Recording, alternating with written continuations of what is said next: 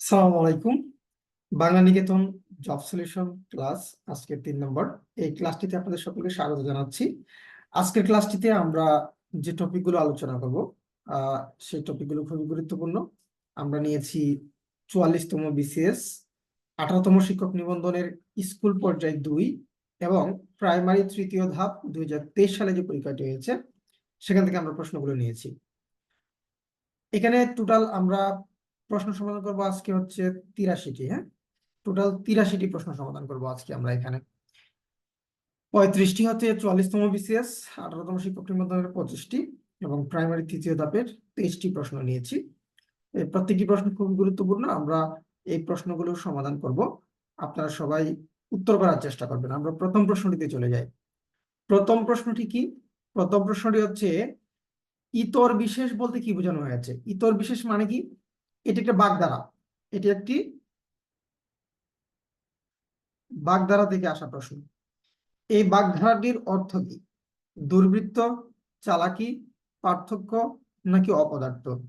চালাকি দুর্বৃত্ত এই দুটির বাগধারা তেমন কোনো আমরা পাই না বাগধারা। অপদার্থের আমরা বাগধারা পাই। যেমন কি? অপদার্থ বলতে কি বোঝায়? আমরা কাঠের ঢেকি, তাই না? আমরা কাঠের ঢেকি বলতে আমরা কি কি বুঝি? অপদার্থ বুঝি। তাহলে এখানে ইতর বিশেষ বলতে কি বোঝায়? বাক্যে যদি আমরা প্রয়োগ করি, যেমন রহিম এবং করিমের মধ্যে ইতর বিশেষ নেই, তেমন ইতর বিশেষ নেই। তার মানে কি? দুজনের মধ্যে তেমন কোনো পার্থক্য নেই, দুজন প্রায় একই রকম, দুজন প্রায় একই রকম। তাহলে এখানে উত্তরটি কি হবে? পার্থক্য। উত্তরটি হচ্ছে এখানে পার্থক্য, তাই না? তাহলে এটা 1 নম্বর প্রশ্নের উত্তর হচ্ছে 3। আমরা এটা পেয়ে গিয়েছি। আমরা পরবর্তী প্রশ্নে চলে যাব। পরবর্তী প্রশ্নটি কি? পরবর্তী প্রশ্নটি হচ্ছে নিপাতনে সিদ্ধ সন্ধি কোনটি? নিপাতনে সিদ্ধ স্বরসন্ধি কোনটি? এখানে কিন্তু স্বরসন্ধির কথা বলা হয়েছে। হ্যাঁ, তো স্বরসন্ধি আমরা কি জানি? স্বরসন্ধি হবে স্বরধ্বনি যোগ স্বরধ্বনি মিলে, তাই না? স্বরসন্ধি। আর নিপাতনে সিদ্ধ জিনিসটা কি?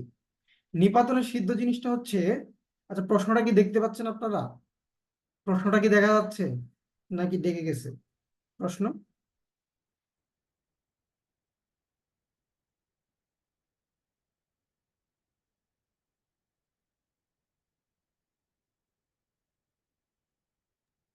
দেখা যাচ্ছে।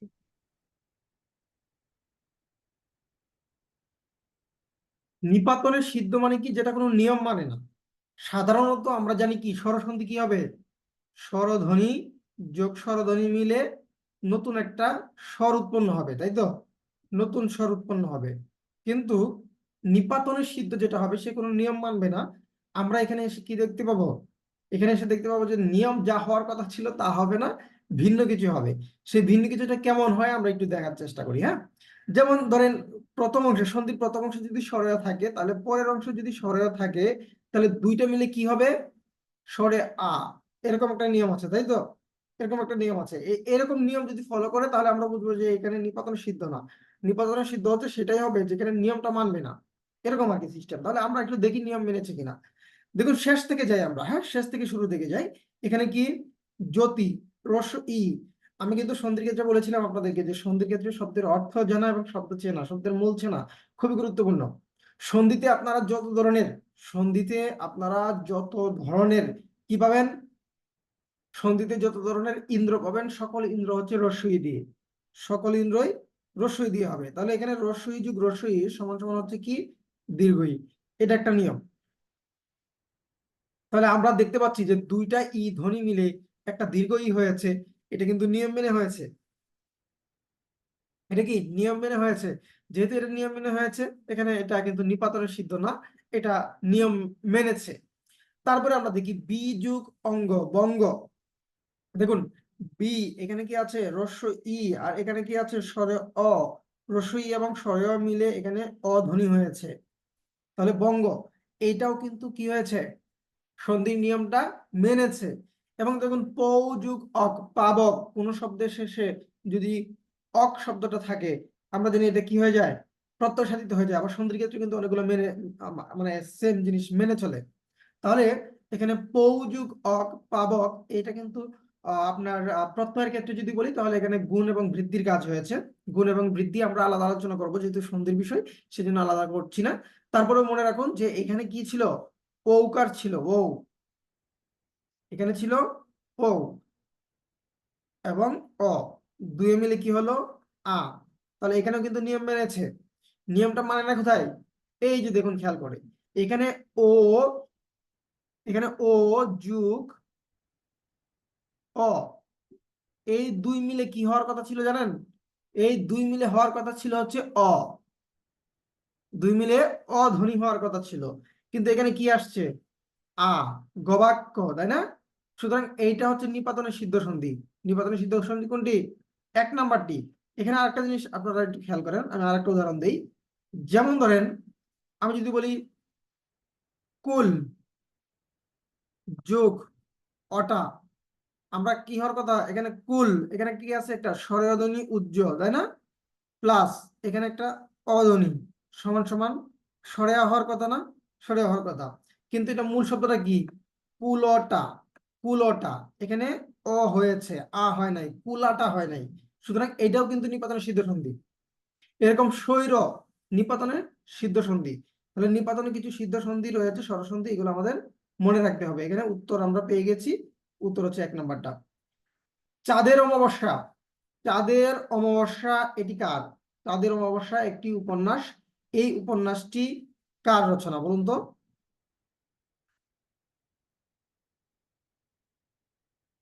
এই যে চাঁদের অমাবস্যা, চাঁদের অমাবস্যা উপন্যাসের রচয়িতাকে, বা সরি রচয়িতাকে বলছি, চাঁদের অমাবস্যা উপন্যাসের এখানে চরিত্রটাকে, মানে মূল চরিত্রটা কে ছিল এটা বলা হচ্ছে। হ্যাঁ, আব্দুল কাদের, খতিব মিয়া, আক্কাস আলী, নাকি আরেফ আলী? চাঁদের অমাবস্যা উপন্যাসটা কার? চাঁদের অমাবস্যা হচ্ছে সৈয়দ ওয়ালিউল্লাহ, সৈয়দ ওয়ালিউল্লাহর উপন্যাস হচ্ছে চাঁদের অমাবস্যা। এইটার চরিত্রটা কি, এইটার চরিত্র হচ্ছে আরেফ আলী। এটার চরিত্র কে, আরেফ আলী। তো সৈয়দ ওয়ালিউল্লাহ যেহেতু নামটা আসলো, তার বিখ্যাত উপন্যাসের নাম কি, লাল সালু, তাই না? মজিদ, লাল সালু উপন্যাসের বিখ্যাত চরিত্র কি, মজিদ মিয়া, তাই না? মজিদ মিয়া। এছাড়াও রহিম, আমেনা, জমিলা, এই চরিত্রগুলো রয়েছে। আক্কাস, হ্যাঁ, তারপর গায়ের মোড়ল, এই চরিত্রগুলো আমরা দেখতে পাই লাল সালু উপন্যাসে। লাল সালু উপন্যাসটা কিন্তু খুবই বিখ্যাত। এবং এই সৈয়দ অলিউল্লাহর কিন্তু একটা ছোট গল্প আছে, আপনারা একাডেমিক পড়েছেন একাডেমিক লাইফে। সেই সেই গল্পটার নাম কি মনে আছে আপনাদের? একটি তুলসী গাছের কাহিনী। আপনারা তুলসী গাছের কাহিনী পড়েছেন? তুলসী গাছের কাহিনী, সেই রুগা পটকা ইউনুস, তাই না? এটা কিন্তু চাঁদের অমাবস্যা কার, তাহলে চাঁদের অমাবস্যা হচ্ছে আপনার সৈয়দ অলিউল্লাহ, আর এটা চরিত্র হচ্ছে আরেফ আলী।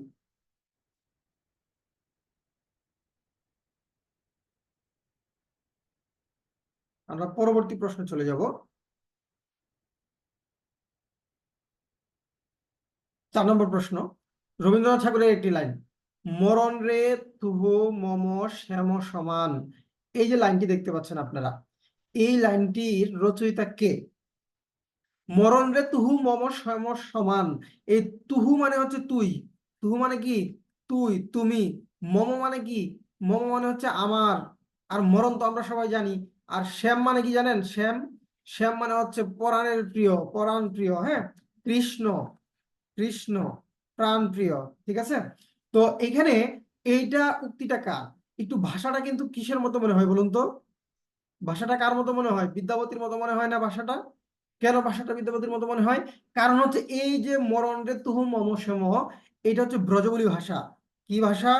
ব্রজবুলি ভাষা। এবং আমরা সবাই জানি ব্রজবুলি ভাষায় সাহিত্য চর্চা করতেন কে, বিদ্যাপতি, বিদ্যাপতি।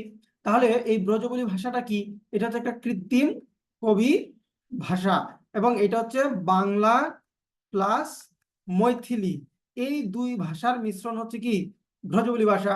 এখন রবীন্দ্রনাথ ঠাকুর এই ভাষায় কি লিখলেন? আমরা তো জানি যে বিদ্যাপতি, গোবিন্দ দাস, তারা হচ্ছে পদাবলী রচনা করেছেন ব্রজবুলি ভাষায়। তাহলে রবীন্দ্রনাথ ঠাকুর এই ব্রজবুলি ভাষায় কি রচনা করেছেন? তিনি তিনি রচনা করেছেন বানু সিংহের, বানু সিংহের পদাবলী। এটা তিনি ব্রজবুলি ভাষায় রচনা করেছেন। এবং এই যে উক্তিটা মরণ রে তুহু মম শ্যাম সমান, এটি হচ্ছে ভানু সিংহের পদাবলীর অন্তর্গত একটি লাইন। ঠিক আছে। আচ্ছা, বিদ্যাপতির বিখ্যাত লাইন কি? বিদ্যাপতির বিদ্যাপতি তিনি কি রচনা করেছেন? বিদ্যাপতি গীত গোবিন্দম, তাই না? গীত গোবিন্দম আমরা জানি যে গীত গোবিন্দম তো হচ্ছে জয়দেবের। গোবিন্দ দাস সেও কিন্তু ব্রজবুলি ভাষায় রচনা করেছেন, ব্রজবুলি ভাষায় সাহিত্য চর্চা করেছেন তিনি। আর কৃষ্ণদাস কবিরাজ তিনি চৈতন্য জীবনী রচনা করেছেন, চৈতন্য জীবনী, কৃষ্ণদাস কবিরাজ। তাহলে এখানে সঠিক উত্তর হচ্ছে রবীন্দ্রনাথ ঠাকুর। সঠিক উত্তর কে? রবীন্দ্রনাথ ঠাকুর। আমরা পরের প্রশ্নে চলে যাই। আপনারা যারা সঠিক উত্তর করছেন সবাইকে ধন্যবাদ জানাচ্ছি, এবং অনেকেই আপনারা পারছেন এগুলো, এগুলো বিগত সালের প্রশ্ন, সুতরাং না পারার কিছু নেই, অবশ্যই আপনারা পারেন। আনোয়ারা উপন্যাসটি কার? আনোয়ারা একটি বিখ্যাত উপন্যাস। এই উপন্যাসটির রচয়িতা কে? আনোয়ারা। আনোয়ারা উপন্যাসটি, কিছু নাম দিয়ে উপন্যাস রয়েছে, হ্যাঁ, যেমন আব্দুল্লাহ একটি উপন্যাস রয়েছে, এটি কার? এরকম শুধু নাম দিয়ে উপন্যাস। তো এই নাম দিয়ে উপন্যাসগুলো কিন্তু গুরুত্বপূর্ণ, এখানে পরীক্ষায় চলে আসছে। আচ্ছা দেখি, সৈয়দ মজদুব আলী। সৈয়দ মজদুব আলী তিনি কিন্তু ভ্রমণ কাহিনীর জন্য বিখ্যাত। কিসের জন্য বিখ্যাত? ভ্রমণ কাহিনীর জন্য। যেমন ধরেন দেশে বিদেশে, দেশে বিদেশে, এই ভ্রমণ কাহিনী কার লেখা? সৈয়দ মজদুব আলীর লেখা। তার একটা পঞ্চতন্ত্র নামে একটা গ্রন্থ আছে, এটা হচ্ছে রম্য রচনা, পঞ্চতন্ত্র, হ্যাঁ, সৈয়দ মজদুব আলী। আচ্ছা, কাজী আব্দুল অদুদ, কাজী আব্দুল অদুদের একটা বিখ্যাত উপন্যাস আছে, সেটার নাম কি? শাশ্বত বঙ্গ। উপন্যাস না, এটা অন্য গ্রন্থ, প্রবন্ধ গ্রন্থ সম্ভবত। আচ্ছা যাই হোক, আনোয়ারা কার? নজিবুর রহমানের। আনোয়ারা হচ্ছে নজিবুর রহমানের। নজিবুর রহমানকে কি বলা হয়? নজিবুর রহমানকে বলা হয় সাহিত্য রত্ন। সাহিত্য রত্ন, এটা তার উপাধি। তার আর একটা বিখ্যাত উপন্যাস আছে, তার আর একটা বিখ্যাত উপন্যাস। সেই উপন্যাসের নাম কি আপনারা কেউ পারেন? সেই উপন্যাসের নাম আপনারা কেউ পারেন? সেটা তো প্রেমের সমাধি। নাম কি? প্রেমের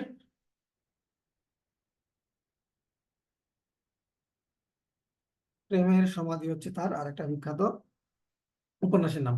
আচ্ছা, বেগম রোকেয়া সাখাওয়াত হোসেন। সাখাওয়াত হোসেনের যদি উপন্যাস বলি তাহলে সুলতানার স্বপ্ন, এটা আংশিক উপন্যাস, হ্যাঁ, পরিপূর্ণ না। সুলতানার স্বপ্ন। আর একটা হচ্ছে কি পদ্মরাগ, এগুলো হচ্ছে উপন্যাস। তাহলে এখানে সঠিক উত্তর হচ্ছে নজিবুর রহমান, সাহিত্য রত্ন। নজিবুর রহমানের উপাধি কি?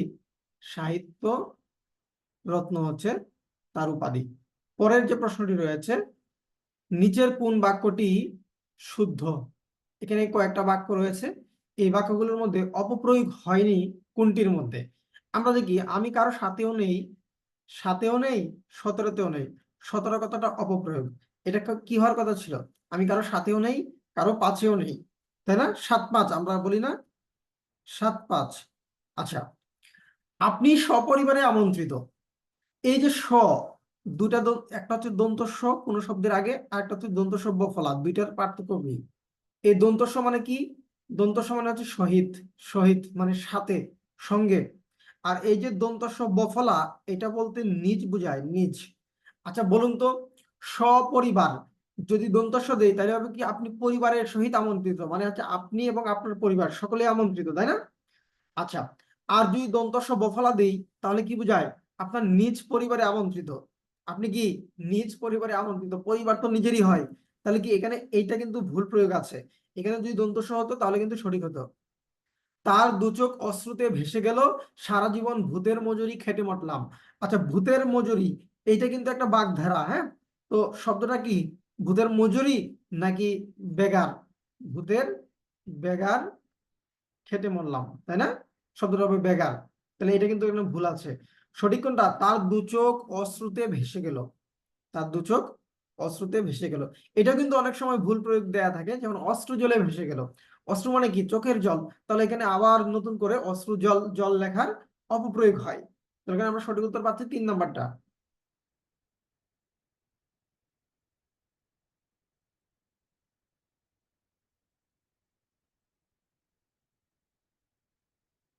7 নম্বর প্রশ্ন। 7 নম্বর প্রশ্নটি আমরা দেখি, এখানে বলছে যে যৌগিক বাক্য কোনটি, নিচের কোনটি যৌগিক বাক্য। এখানে যৌগিক বাক্য কোনটি? যৌগিক বাক্য বলতে আমরা কি বুঝি? যৌগিক যৌগিক বাক্য আমরা বলতে কি বুঝবো? যৌগিক বাক্য মানে হচ্ছে এখানে কি থাকবে, ইংরেজিতে বলি যদি কনজাংশন থাকবে, তাই না? আর বাংলা যদি বলি অব্যয় থাকবে, অনুসর্গ থাকবে, হ্যাঁ, অনুসর্গ থাকবে, এগুলো থাকবে হচ্ছে যৌগিক শব্দে। অনুসর্গ অব্যয় কেমন, যেমন ধরেন এবং, ও, আর, হ্যাঁ, তবে, যেহেতু, সেহেতু, এই টাইপের শব্দগুলো থাকবে। এখন আমরা দেখি যে উপরে যে শব্দগুলো রয়েছে, এই সব বাক্যগুলো রয়েছে, এগুলো কোনটা কি? দোষ স্বীকার করলে তোমাকে শাস্তি দেওয়া হবে না, এটা হচ্ছে সরল বাক্য। এটা কি সরল বাক্য? কেন? এখানে দেখেন, দোষ যদি স্বীকার করো তাহলে তোমাকে শাস্তি দেওয়া হবে না, এরকম যদি থাকতো তাহলে জটিল হতো।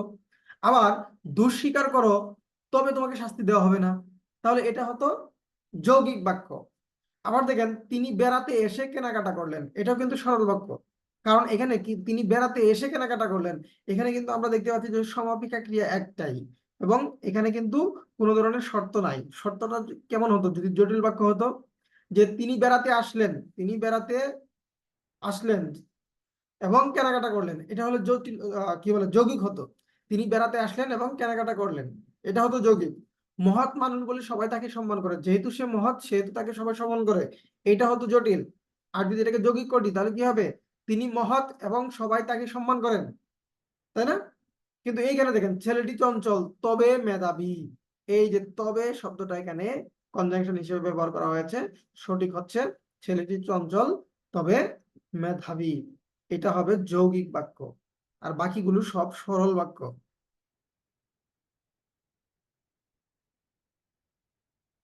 8 নম্বর প্রশ্নটি হচ্ছে, ধ্বনি পরিবর্তনে বর্ণ বিপর্যয়ের উদাহরণ কোনটি? এখানে বর্ণ বিপর্যয় হয়েছে কোথায়? বর্ণ বিপর্যয়, রত্ন শব্দটির মূল ছিল হচ্ছে, রতনের মূল ছিল হচ্ছে রত্ন, কবাটের মূল ছিল হচ্ছে কপাট। আমি আগে মূল শব্দগুলো দিচ্ছি, তারপরে আপনাদের পার্থক্যটা দেখাচ্ছি। পিচাস, এটার মূল ছিল হচ্ছে পিশাচ, পিচাস। মুলুক, এটার মূল ছিল হচ্ছে মুল্ক, ঠিক আছে, মুল্ক একসাথে। তাহলে এখানে আমরা পার্থক্যগুলো দেখি। রত্ন, আমি আপনাদেরকে ধ্বনি পরিবর্তন যখন পড়িয়েছিলাম সেখানে বলেছিলাম যে যদি যুক্ত ব্যঞ্জন ভেঙে যায়, যুক্ত ব্যঞ্জন ভেঙে যায় এবং একটা স্বরধ্বনি আসে, তাহলে রতন, এখানে কি একটা স্বরধ্বনি আসছে না? ও, এই যে স্বরধ্বনিটা আসলো, যদি এরকম ভাবে যদি স্বরধ্বনি চলে আসে তাহলে আমরা সেটাকে কি করব? সেটাকে বলবো বিপ্রকর্ষ, অথবা এখানে যুক্ত ব্যঞ্জন ভেঙে গেছে স্বরভক্তি, অথবা এখানে স্বরধ্বনি আসলো সুতরাং এটা হচ্ছে কি দূরত্ব তৈরি করলো, বিপ্রকর্ষ। একই অর্থে এটা কিন্তু মধ্য স্বরাগম। তাহলে 1 নাম্বারটা কি? 1 নাম্বারটা হচ্ছে মধ্য স্বরাগম, মধ্যকালীন স্বরের আগমন, অথবা বিপ্রকর্ষ অথবা স্বরভক্তি।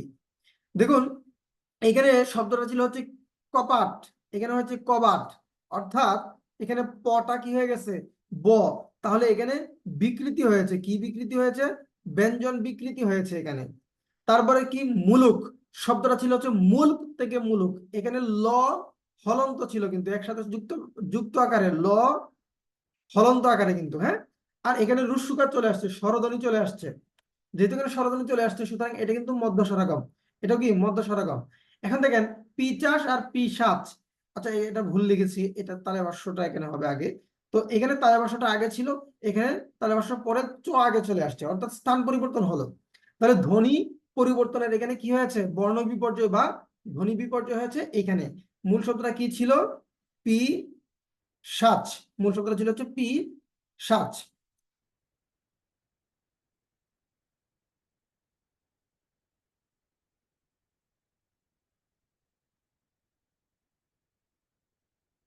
অর্ধচন্দ্র একটা বাগধারা, পরিচিত বাগধারা, এই অর্ধচন্দ্র বাগধারা অর্থটা কি বোঝাচ্ছে?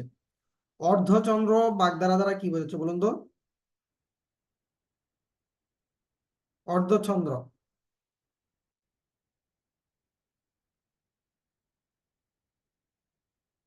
ওকে,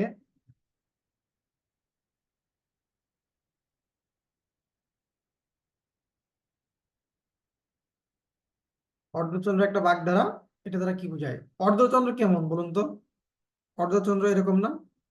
অথবা যদি এরকম দেই, হাত যদি এরকম করে রাখি, কাউকে গলা ধাক্কা দিতে হলে কি করতে হয়? হাতটা চাঁদের মতো করতে হয়। তাহলে অর্ধচন্দ্র দ্বারা কি বোঝাচ্ছে? গলা ধাক্কা। গলা ধাক্কা হচ্ছে অর্ধচন্দ্র।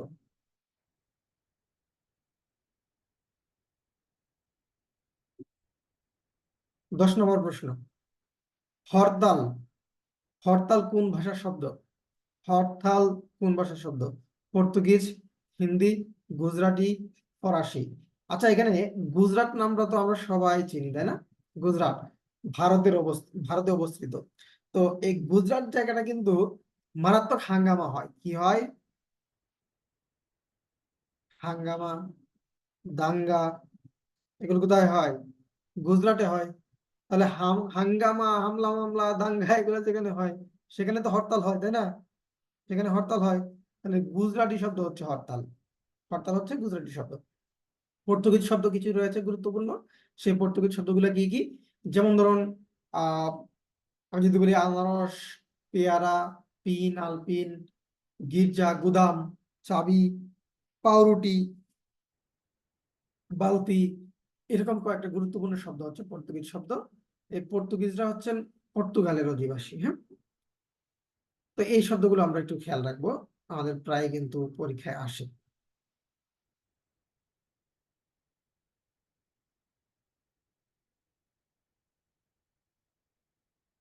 জিগিসা। জিগিসার অর্থ কি হবে? এখানে বানানটা একটু ভুল আছে। হ্যাঁ, এখানে বর্গীয় জ হবে। জিগিসা, এটাকে যদি আমরা পূর্ণ বাক্যে লিখি, হ্যাঁ, এক কথায় প্রকাশ থেকে আসলো আর কি। তো বিভিন্ন ইচ্ছা নিয়ে কিন্তু এক কথায় প্রকাশ আছে। তো এগুলো খুবই গুরুত্বপূর্ণ। একটু পেশ লিখে যায়, তাই না? আচ্ছা, জানবার ইচ্ছা। জানবার ইচ্ছা, আমরা কাউকে জিজ্ঞাসা করি কি কোনো কিছু জানার জন্য, তাহলে জানার ইচ্ছা কি? জিজ্ঞাসা। খনন করার ইচ্ছা মানে কাউকে হত্যা করার ইচ্ছা, এটা হচ্ছে জিজ্ঞাসা। কি? জিজ্ঞাসা। আর যুদ্ধ করার ইচ্ছা, এটাকে বলা হচ্ছে জুজুৎসা। জুজুৎসা। জয় করার যে ইচ্ছা, এইটা হচ্ছে জিজ্ঞাসা। জয় করার ইচ্ছা হচ্ছে জিজ্ঞাসা। যেমন আপনার খাওয়ার ইচ্ছা, এটা কি কি বলবো? খাওয়ার ইচ্ছাকে বুভুক্ষা, তাই না? আর মরে যাওয়ার ইচ্ছা মুমুক্ষু। যে মরতে চায় তাকে আমরা মুমুক্ষু বলি। গোপন করার ইচ্ছা জুগুপ্সা। কাউকে আপনি যদি উপকার করতে চান, উপচিকিৎসা। অপকার করতে চান, অপচিকিৎসা। তো এরকম কিন্তু বিভিন্ন অর্থ এগুলো দেয়। আমরা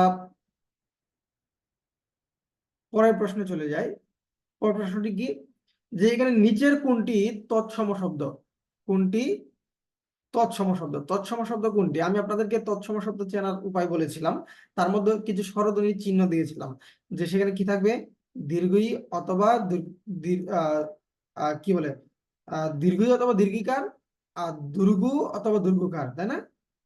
দুর্গু অথবা দুর্গুকার। এখানে দুর্গু না দিয়ে এখানে দীর্ঘিকার দিয়ে, এখানে হচ্ছে দুর্গুকার। তো এরকম থাকবে হচ্ছে স্বরধ্বনির চিহ্ন। রি থাকবে, তাই না? স্বরধ্বনির চিহ্ন গুলো যদি এরকম হয়, রি থাকবে তৎসম শব্দে। তাহলে এখানে আমরা দেখি পছন্দ, হিসাব, ধুলি, শৌখিন, এখানে এই কয়েকটা শব্দ রয়েছে। তার মধ্যে ধুলির মধ্যে কি রয়েছে? দুর্গু রয়েছে। সুতরাং এই দুর্গু উ, এটা হচ্ছে কি দীর্ঘ উ। এই যে ধুলি বা ধুলো, ধুলো, এটা হচ্ছে তৎসম শব্দ। তৎসম শব্দ কোনগুলো? যেগুলো সংস্কৃত থেকে সরাসরি আমাদের বাংলা ভাষায় ব্যবহৃত হচ্ছে এগুলো। নিচের কোনটি বাংলা ধাতুর দৃষ্টান্ত? ধাতু জিনিসটা কি? ধাতু, ধাতু হচ্ছে ক্রিয়ার ক্রিয়ার মূল। কোন একটা ক্রিয়ার মূলকে কি বলা হয়? ধাতু বলা হয়। ক্রিয়ার মূল কি? যে অংশটাকে আপনি ক্রিয়া থেকে বাদ দিলে, প্রত্যয়কে বাদ দিলে মূল যে অংশটা থাকবে সেটা হচ্ছে কি? ক্রিয়ার মূল বা ধাতু। এই ক্রিয়ার মূল দুই ধরনের হয়, বাংলা অথবা তৎসম। যেহেতু আমাদের এখানে বাংলা শব্দ আছে, তৎসম শব্দ আছে, সেজন্য। তাহলে আমরা দেখি এখানে বাংলা কোনটি। তো বাংলা ক্রিয়ামূল চেনার উপায় কি? বাংলা ক্রিয়ামূল চেনার উপায় কি? বাংলা ক্রিয়ামূলকে আপনি কি করতে পারবেন? তুই তুকারি করে, তুই তুকারি করে আপনি আদেশ, নির্দেশ, উপদেশ দিতে পারবেন। তুই তুকারি করা। যেমন তুই বল, তুই চল, তুই পর, তুই কর, তুই খা, তুই ক, তুই যা, তুই আয়, এরকম যা আছে সব হচ্ছে বাংলা ক্রিয়া। আর তৎসম যে ক্রিয়াটা, তৎসম ক্রিয়ামূল, সেটাকে আপনি তুই করে করতে পারবেন না। যেমন আমরা এখানে একটু দেখি, কথ। আচ্ছা, আপনি কি বলতে পারবেন তুই কথ কোন অর্থ হয়? হয় না। তারপর দেখেন বুধ। বুধ মানে কি? একটা জিনিস বুঝা, বুঝতে পারা। এখন আপনি যদি বলেন তুই বুধ, বুঝা যাবে? বুঝা যাবে না, এটা কোনো অর্থ হয় না। তারপর দেখেন গট। গট মানে কি? গঠন করা। তাহলে আমি যদি বলি তুই গট, হবে না। কিন্তু তুই গড়, তুই গড়, এটা কিন্তু হবে। গড়া, কোনো কিছু তৈরি করা, এটা কিন্তু হবে। তাহলে এখানে গড়টাও কিন্তু তৎসময়। এই যে দেখেন তুই ক, এইটা মিলে যাচ্ছে। এটা আমি তুই করে করতে পারছি, এটা হচ্ছে বাংলা ক্রিয়া। এরকম তুই আঁক, আমরা বলতে পারি কি তুই আঁক। কিন্তু আমি কি বলতে পারবো তুই অঙ্ক? বলা যাবে? বলা যাবে না।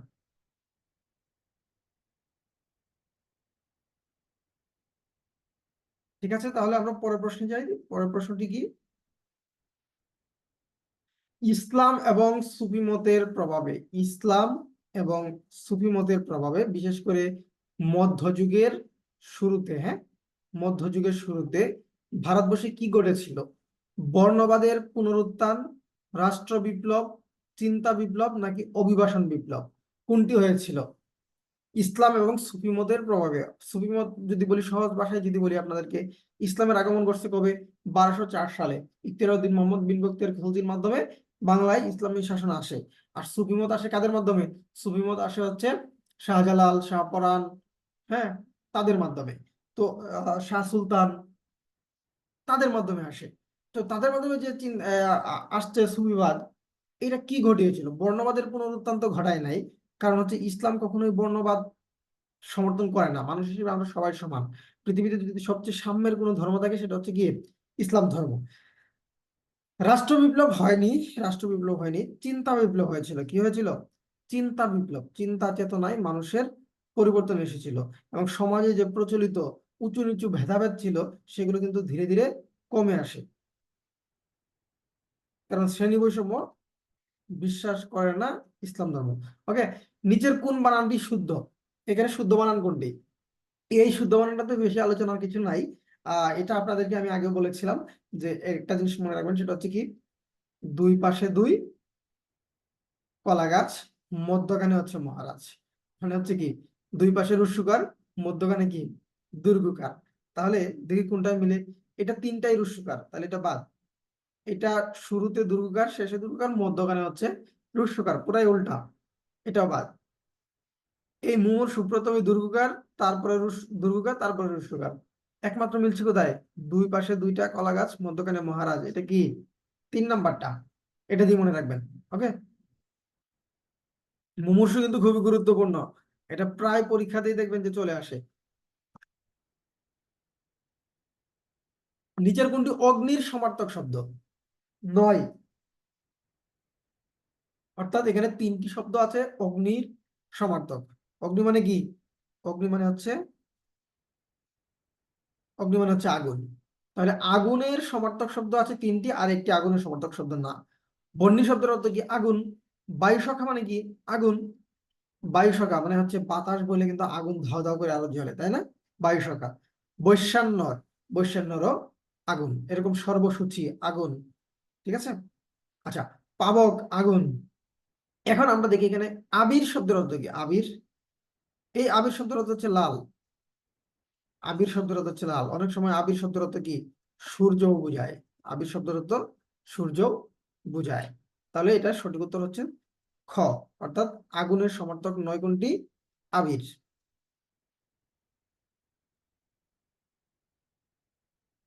দেশের যত নদীর ধারা জল না, ওরা অশ্রুধারা।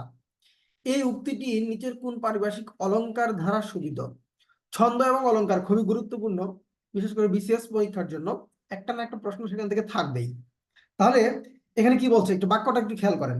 দেশের যত নদীর ধারা জল না, ওরা অশ্রুধারা। মানে হচ্ছে নদীর যে জল বা পানি, এটাকে আমি কি বলছি? স্বীকার করছি না যে এটা পানি না, এটা হচ্ছে কি অশ্রুধারা। মানে মানুষের দুঃখ কষ্ট বেদনার প্রতীক। অর্থাৎ আপনি যখন একটা জিনিসের অস্তিত্বকে অস্বীকার করবেন, এই যে জল, আপনি জলকে অস্বীকার করে কি বানাচ্ছেন? অশ্রুধারা বানাচ্ছেন। সুতরাং এই যে অস্বীকার করা, এটাকে বলে অপুন্নতি। কি বলে? অপুন্নতি। যেমন আমি যদি একটা এরকম কথা বলি যে ধরুন, রাজার 7টি কন্যা যেন 7টি কন্যা নয়, বনের 7টি ফুল। অর্থাৎ এই যে কন্যা, তাদেরকে আমি অস্বীকার করলাম যে তারা কন্যা না, তারা কি? ফুল। সুতরাং এটা হচ্ছে অপুন্নতি, এটাকে কি বলে? অপুন্নতি বলে। আরেকটা রয়েছে কি? যমক। এই যমক মানে কি? যমক মানে হচ্ছে একই শব্দ বারবার ব্যবহার করা, কিন্তু অর্থ দেবে কি ভিন্ন। যেমন ধরেন আমি যদি বলি ভারত, ভারত, ভারত খ্যাত, ভারত খ্যাত আপনার গুণে। এখানে দেখুন, একটা ভারত আর একটা ভারত। এই ভারত মানে হচ্ছে কি দেশ, আর এই ভারত মানে হচ্ছে কি কবি, ভারতচন্দ্র রায়গুণাকর। এই ভারতচন্দ্র রায়গুণাকর তিনি ভারত খ্যাত হয়েছেন, মানে ভারতে বিখ্যাত হয়েছেন নিজের গুণে। এই যে ভারত আর ভারত, দুটি শব্দ একই কিন্তু অর্থ দিচ্ছে কি ভিন্ন, তখন এটাকে যমক বলা হয়। এটাকে যমক বলা হয়। আর অভিযোজন মানে হচ্ছে কোনো একটা নতুন শব্দ যুক্ত করা। অর্থোন্নতি মানে হচ্ছে একটা অর্থকে আরো বেশি ফুটিয়ে তোলা। ঠিক আছে? তবে এখানে যমক, অপোন্নতি এগুলো আমাদের জন্য খুবই গুরুত্বপূর্ণ। স্ল্যাশ, স্ল্যাশটা এসেছিল এর আগের বিসিএস পরীক্ষায়, স্ল্যাশ এসেছিল। আচ্ছা, যাই হোক, আমরা পরবর্তী প্রশ্নে চলে যাই, আমাদের এটা শেষ, আমরা পরের প্রশ্নে যাব।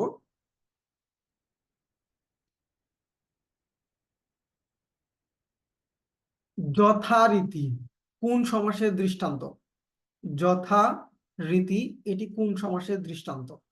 আমরা সমাসের প্রকারগুলো আগে দেখে ফেলি, তারপর আমরা হচ্ছে কাজটা করি। যথারীতির ব্যাস বাক্যটাকে একটু করে ফেলি, সেটা হচ্ছে কি? রীতিকে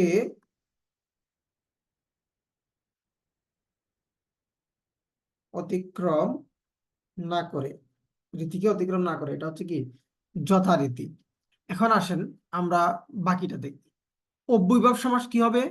অব্যয় প্রধান। অব্যয়ভাব কি হবে? অব্যয় প্রধান। দ্বিগু সমাসে কি হবে? সংখ্যা থাকবে প্রথম পদে এবং পরপদ প্রধান, তাই না? পরপদ প্রধান। বহুব্রীহি হচ্ছে ভিন্ন পদ প্রধান। আর দ্বন্দ্ব সমাস হচ্ছে উভয় পদ প্রধান। এখন আসেন দেখি এখানে কি হয়েছে ঘটনা। দ্বন্দ্ব সমাস হচ্ছে উভয় পদ প্রধান, রীতিকে অতিক্রম করে যথারীতি। যথারীতি দুইটা পদে কি প্রাধান্য পেয়েছে, নাকি এখানে অব্যয় প্রধান? যথা, এই যথা শব্দের অর্থ কি? যথা উদাহরণ না? কিন্তু এখানে যথারীতি বলতে এই যথাটা কি উদাহরণ অর্থ দিচ্ছে? না। এখানে কিন্তু যথারীতি বলতে কি বোঝাচ্ছে? সঠিক নিয়ম অনুযায়ী, তাই না? এইটা হচ্ছে কি একটা অব্যয়। তাহলে এখানে দুইটা পদই প্রাধান্য পাচ্ছে না, রীতিটা প্রাধান্য পাচ্ছে। সুতরাং এটা হচ্ছে দ্বন্দ্ব সমাস হবে না, দ্বন্দ্ব সমাস হবে না। আবার ভিন্ন অর্থ দিচ্ছে না, যথারীতি, যথারীতি বোঝাচ্ছে। সুতরাং এটা বহুব্রীহি হচ্ছে না। আবার এখানে দেখেন কোনো সংখ্যা নাই, কি নাই? কোনো সংখ্যা নাই। সুতরাং এটা দ্বিগু সমাসও হবে না, এটা অব্যয় প্রধান, অব্যয়ভাব সমাস। অব্যয় প্রধান কি হবে? যেহেতু অব্যয় প্রধান, সুতরাং এটা অব্যয়ভাবী হবে। আমরা পরের প্রশ্নটি দেখি, এক কথায় প্রকাশ থেকে। মৃত্তিকা দিয়ে তৈরি জিনিসকে কি বলা হয়? এক কথায় প্রকাশ করেন। মৃত্তিকা মানে কি? মৃত্তিকা মানে হচ্ছে মাটি। মাটি দিয়ে তৈরি জিনিসকে কি বলা হয়? তন্ময়, মন্ময়, মৃন্ময়, চিন্ময়, কোনটি হবে সঠিক উত্তর এখানে? এক কথায় যদি বলি, তন্ময়, মন্ময়, মন্ময়। তন্ময় মানে কি? কোনো কিছুতে মগ্ন থাকা। মন্ময় কি? কোনো কিছুতে মগ্ন থাকা। আর মৃন্ময়, এটা যদি আমরা ভাঙি কি হয়? মৃৎ যোগ ময় মানে কি? মাটিময়। মৃৎ শব্দের অর্থ মাটি। তাহলে এখানে কিন্তু সঠিক উত্তর 3 নাম্বারটা। সঠিক উত্তর হচ্ছে 3 নাম্বার। চিন্ময়, চিন্ময়, চিৎ যুগময়, চিন্ময়, এটা কিন্তু মনের সাথে সম্পর্কযুক্ত।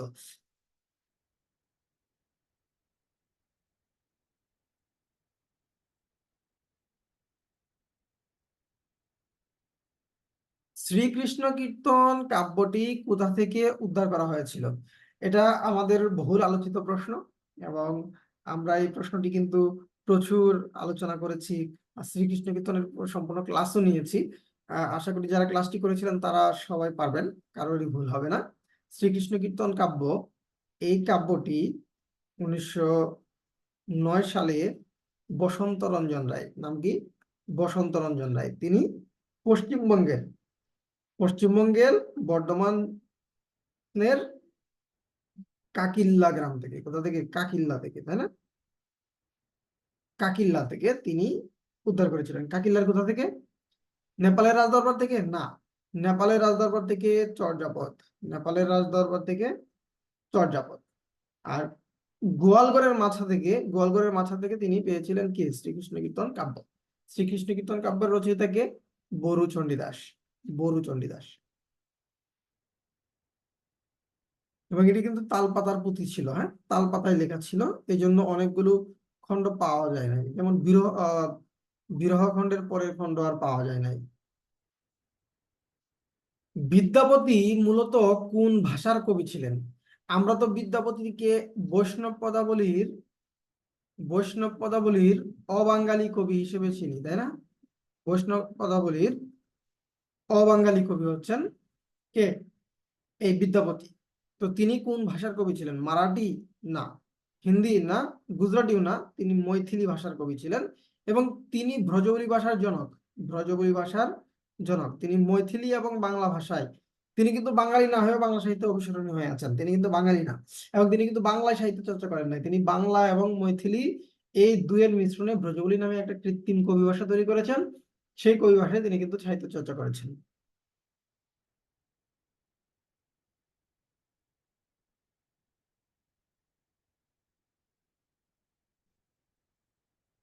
আমার সন্তান যেন থাকে দুধে ভাতে, মধ্যযুগ থেকে আসা প্রশ্ন।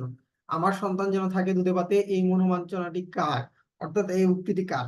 এটি হচ্ছে, আমরা সবাই জানি, এটি কার? অন্নদামঙ্গল কাব্যের, তাই না? কে রচয়িতা? ভারত চন্দ্র, ভারতচন্দ্র রায়গুণাকর, মধ্যযুগের সর্বশেষ কবি। তো এটির অন্যতম একটা চরিত্রকে ঈশ্বরী পাটনি, ভবানন্দ না, ভারতোত্তম না, ফুল্লরাও না, ফুল্লরা তো চণ্ডীমঙ্গলের চরিত্র, তাই না? ঈশ্বরী পাটনি। এই পাটনি শব্দের অর্থ কি? পাটনি শব্দের অর্থ হচ্ছে মাঝি। পাটনি শব্দের অর্থ কি? কি? পাটনি শব্দের অর্থ হচ্ছে মাঝি। তাহলে এখানে বিখ্যাত উক্তিটা কার? এটা হচ্ছে ঈশ্বরী পাটনির। যদি লেখকের নাম দেওয়া থাকে তাহলে হচ্ছে ভারতচন্দ্র রায় গুণাকর, যদি লেখকের নাম দেওয়া থাকে। নিচের কোন ব্যক্তি বুদ্ধির মুক্তি আন্দোলন, এই যে বুদ্ধির মুক্তি আন্দোলনের সাথে যুক্ত ছিলেন না? বুদ্ধির মুক্তি আন্দোলনটা কি? আপনারা উত্তর করতে থাকুন, আমি একটু বলতে থাকি। বুদ্ধির মুক্তি আন্দোলন মূলত হচ্ছে কি? মুসলিম সাহিত্য সমাজের একটা আন্দোলন। মুসলিম, বাঙালি মুসলিম সাহিত্য সমাজ যারা ছিল তাদের একটা আন্দোলন, এবং তাদের একটা মুখপত্র ছিল, তার নাম কি? শিখা। এবং এটি 1926 সালে কিন্তু প্রকাশিত। তো এই যে পত্রিকাটি ছিল, তাদের একটা উক্তি ছিল, বিখ্যাত উক্তি কি? যে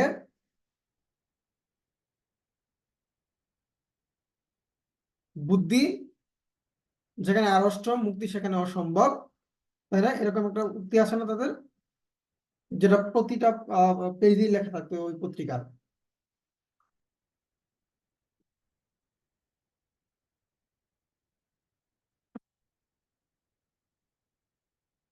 আচ্ছা, কাজী আব্দুল ওদুদ তিনি ছিলেন, কাজী আব্দুল ওদুদ ছিলেন, মুতাহার হোসেন চৌধুরী ছিলেন, শহীদুল্লাহ ছিলেন, আবুল হোসেন ছিলেন, আবুল ফজলও ছিলেন, আব্দুল কাদিরও ছিলেন। ছিলেন নাকি? এস ওয়াজেদ আলী, এস ওয়াজেদ আলী তিনি এই আন্দোলনের সাথে যুক্ত ছিলেন না। এবং এটা মূলত হচ্ছে বঙ্গীয় যে সাহিত্য পরিষদ ছিল, সেই সাহিত্য পরিষদ থেকে পূর্ববঙ্গের যারা মুসলমান সাহিত্যিক ছিলেন তারা এসে আলাদা তৈরি করেছিলেন এটা। এবং শিক্ষা কিন্তু গুরুত্বপূর্ণ, শিক্ষা। নিচের কোন কাব্য কাজী নজরুল ইসলামের উদারনৈতিক ঐতিহ্য ভাবনার ধারক? উদারনৈতিক, হ্যাঁ। তো তার বিশের বাসী, এটা নিষিদ্ধ একটি গ্রন্থ, নিষিদ্ধ হয়েছিল। সিন্ধু হিন্দোল না, চক্রবাক না, এটা হচ্ছে অগ্নিবীণা, হ্যাঁ, অগ্নিবীণা। অগ্নিবীণার প্রথম কবিতা কি? অগ্নিবীণার প্রথম কবিতা কি? প্রলয় উল্লাস নাকি? অগ্নিবীণা। আনন্দময়ীর আগমনে, রক্তাম্বর ধারিণী মা, তারপর হচ্ছে বিদ্রোহী কবিতা, এগুলো হচ্ছে তার অগ্নিবীণা কাব্যগ্রন্থ, এটি তার প্রথম কাব্যগ্রন্থ, এটি তার প্রথম কাব্যগ্রন্থ। অগ্নিবীণা, অগ্নিবীণা কিন্তু নিষিদ্ধ হয় নাই, অগ্নিবীণা নিষিদ্ধ হয় নাই। এই অগ্নিবীণা কাব্যগ্রন্থের একটা কবিতা ছিল হচ্ছে রক্তাম্বর ধারিণী মা, এই কবিতাটা নিষিদ্ধ হয়েছিল। আর আনন্দময়ীর আগমনে, এটি যখন পত্রিকায় প্রকাশ হয়েছিল, ওই ধূমকেতু পত্রিকায়, ওই ধূমকেতু পত্রিকার ওই সংখ্যাটা মানে পূজা সংখ্যা, ওই সংখ্যাটা কিন্তু নিষিদ্ধ হয়েছিল। তাহলে আমরা এই অগ্নিবীণা কাব্যগ্রন্থের অন্তর্গত তার আরেকটি বিখ্যাত কবিতা হচ্ছে বিদ্রোহী, এটা মনে রাখবে। 1921 সালে প্রকাশিত, কত সালে? 1921 সালের শেষের দিকে প্রকাশিত।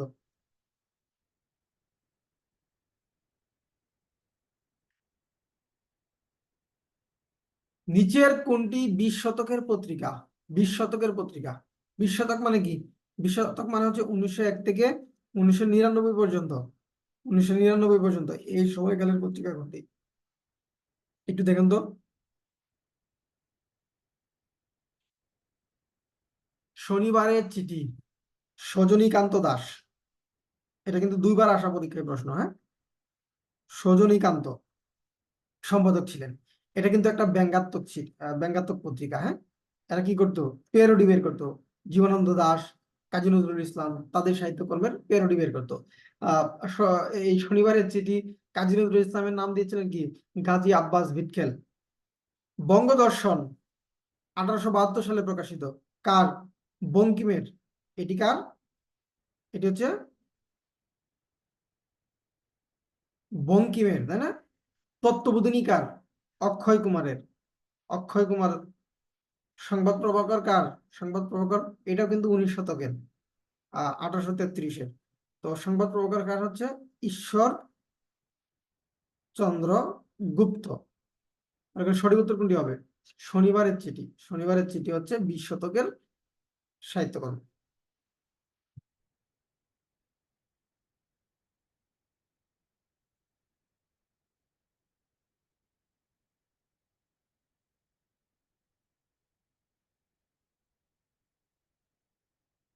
নিচের কোনটি উপন্যাস নয়? এখানে যে গ্রন্থগুলো রয়েছে তার মধ্যে উপন্যাস না কোনটি? দেখুন, দিবারাত্রি কাব্য, এটি কাব্য কথা থাকলেও এটি একটি উপন্যাস। এটি রচয়িতা কে? মানিক। শেষের কবিতা, এখানে কবিতা শব্দটা থাকলেও এটি কি একটি উপন্যাস। এটা কার? রবীন্দ্রনাথের। পল্লী সমাজ উপন্যাস। শরতের কবিতার কথা, এটা হচ্ছে প্রবন্ধ। সব সবাই কবি নন, কেউ কেউ কবি, এই উক্তিটা কার? জীবনানন্দ দাশের। তাহলে এটা হচ্ছে জীবনানন্দ দাশের। এটি এটি উপন্যাস না, বাকি তিনটি কিন্তু উপন্যাস। কবিতার কথা হচ্ছে কি একটা প্রবন্ধ। বাঙালি ও বাংলা সাহিত্য গ্রন্থ কে রচনা করেছেন? বাঙালি ও বাংলা সাহিত্য গ্রন্থ কে রচনা করেছেন? এটা আমি উত্তরটা আগেই দিয়ে দিই। এই বাংলা সাহিত্যের ইতিহাস থেকে কিন্তু একটা প্রশ্ন থাকে। তো এটা রচিত হচ্ছে আহমদ শরীফ। দীনেশ চন্দ্র সেন, তার বিশেষত্ব কি? তিনি প্রথম সাহিত্য বিষয়ে ইতিহাস গ্রন্থ রচনা করেছেন। বাংলা সাহিত্যের ইতিহাস নিয়ে প্রথম রচনা করেছেন কে? বাংলা সাহিত্যের ইতিহাস নিয়ে প্রথম গ্রন্থ রচনা করেছেন দীনেশ চন্দ্র সেন। তার বইটার নাম কি? তার বইটার নাম হচ্ছে বঙ্গ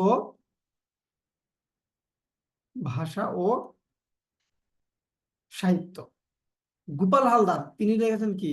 বাংলা সাহিত্যের রূপরেখা। সুকুমার সেন, তিনি কি লিখেছেন? বাংলা সাহিত্যের ইতিহাস, এটি রচনা করেছেন তিনি। এখানে সঠিক উত্তর হচ্ছে আহমদ শরীফ। বাকি তিনটা গ্রন্থ কিন্তু খুবই গুরুত্বপূর্ণ, তিনটা থেকে কিন্তু পরীক্ষায় আসা প্রশ্ন, মনে রাখবেন।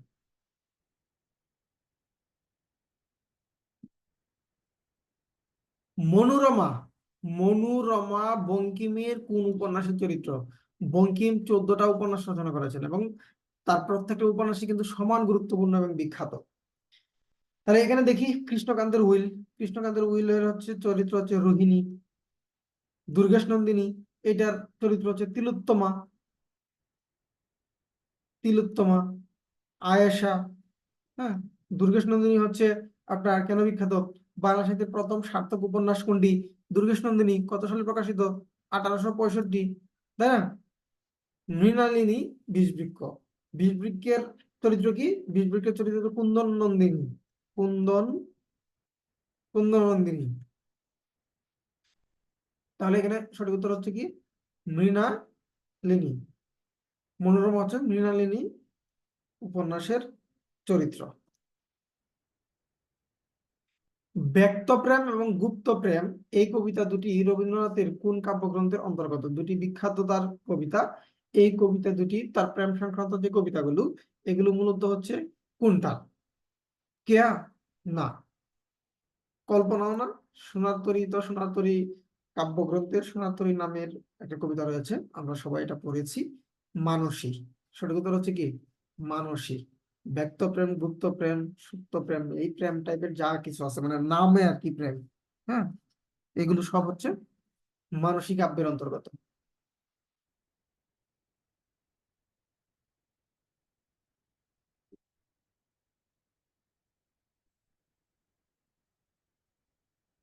অভিক রবীন্দ্রনাথের কোন গল্পের নায়ক? অভিক এটি রবীন্দ্রনাথের কোন গল্পের নায়ক? রবীন্দ্রনাথের যে ছোট গল্পগুলো, এই ছোট গল্পের চরিত্র কিন্তু গুরুত্বপূর্ণ, এগুলো পরীক্ষায় আসে। নষ্টনীড়, নাকি নামঞ্জুর গল্প, নাকি রবিবার, নাকি ল্যাবরেটরি? নষ্টনীড়ের চরিত্র কি? নষ্টনীড়ের চারুলতা বিখ্যাত চরিত্র, চারুলতা। হ্যাঁ। আর ল্যাবরেটরি বিখ্যাত চরিত্র কি? সুহিনী। সুহিনী হচ্ছে বিখ্যাত চরিত্র। রবিবার, এই রবিবার ছোট গল্পের নায়ক হচ্ছে অভিক। ছোট গল্পের জনক কে? ছোট গল্পের জনক রবীন্দ্রনাথ ঠাকুর। সকলের তরে সকলে আমরা, প্রত্যেকে আমরা পরের তরে কার রচিত পংক্তি? কার রচিত লাইন? এটা বেশি বলার দরকার নাই, এটা সরাসরি বলে দিই, কামিনী রায়। তার পরার্থে যে কবিতাটা রয়েছে, আমরা সবাই পড়েছি পাঠ্য বইয়ে। এই পরার্থে কবিতার লাইন হচ্ছে সকলের তরে সকলে আমরা, প্রত্যেকে আমরা পরের তরে। রজনীকান্ত সেন, তিনি রচনা করেছেন কি? স্বাধীনতার সুখ, তাই না? স্বাধীনতার সুখ।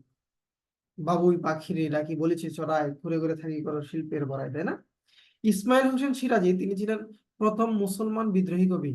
প্রথম মুসলমান বিদ্রোহী কবি। তিনি দুর্গেশ নন্দিনী, এই যে আহ বঙ্কিমের যে দুর্গেশ নন্দিনী রয়েছে, এই দুর্গেশ নন্দিনীর তিনি আহ বিপরীতে রচনা করেছেন রায় নন্দিনী। আবার তিনি রবীন্দ্রনাথ ঠাকুরের আহ গীতাঞ্জলি, এটার বিপরীতে তিনি রচনা করেছেন প্রেমাঞ্জলি। এই ইসমাইল হোসেন সিরাজি। দ্বিজেন্দ্রলাল রায়, তার বিখ্যাত কবিতা হচ্ছে ধনধান্য পুষ্পে ভরা, এটা উক্তিটা আসে, এবং এই গানটা কিন্তু খুবই বিখ্যাত একটি গান। এবং দেশাত্মবোধক গানগুলোর মধ্যে আমার মনে হয় যে সবচেয়ে বেশি যদি কোনো গান আহ মানুষকে আলোড়িত করে, সেটা হচ্ছে এই গানটি। ডিএল রায় বলা হয় তাকে, তাই না?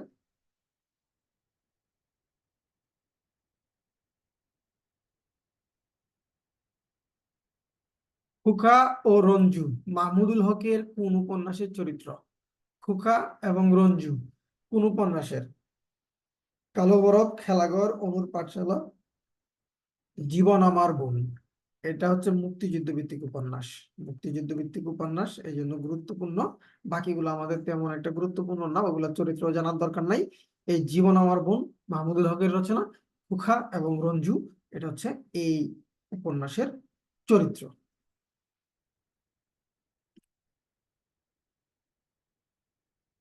সৈয়দ অলিউল্লাহর লেখা নাটক কোনটি? সৈয়দ অলিউল্লাহর নাটক কোনটি? কবর যে নাটক রয়েছে, কবর কবিতাকার, কবর যদি কবিতা হয় জসীমউদ্দিন, আর কবর নাটক হচ্ছে মুনির চৌধুরীর। কার? মুনির চৌধুরী।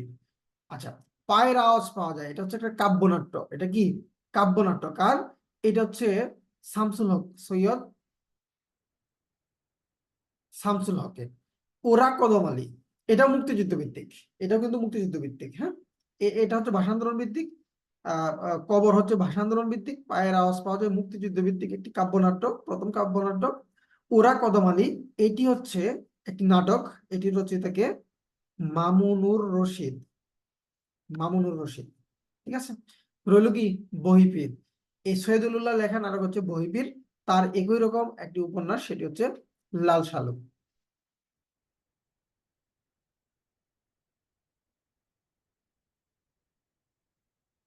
মীর মোশাররফ হোসেনের বিষাদ সিন্ধু কোন ধরনের সাহিত্যকর্ম? বিষাদ সিন্ধু মহাকাব্য?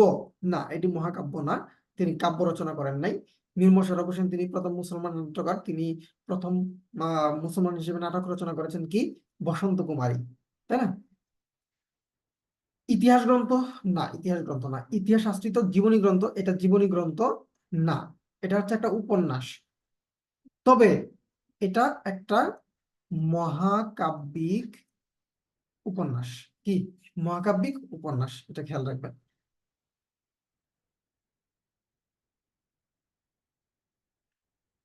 আমরা প্রাইমারি প্রশ্নে চলে আসছি, হ্যাঁ। আহ শিক্ষক নিবন্ধনের প্রশ্ন, প্রাইমারি প্রশ্ন। চূড়াবালি কাব্যগ্রন্থটি কার লেখা? চূড়াবালি একটি ব্যতিক্রম প্রশ্ন ছিল, প্রাইমারির জন্য একটা কঠিন প্রশ্ন ছিল এটা, কারণ এটা স্বাভাবিকভাবে এই ধরনের প্রশ্ন প্রাইমারিতে আসে না।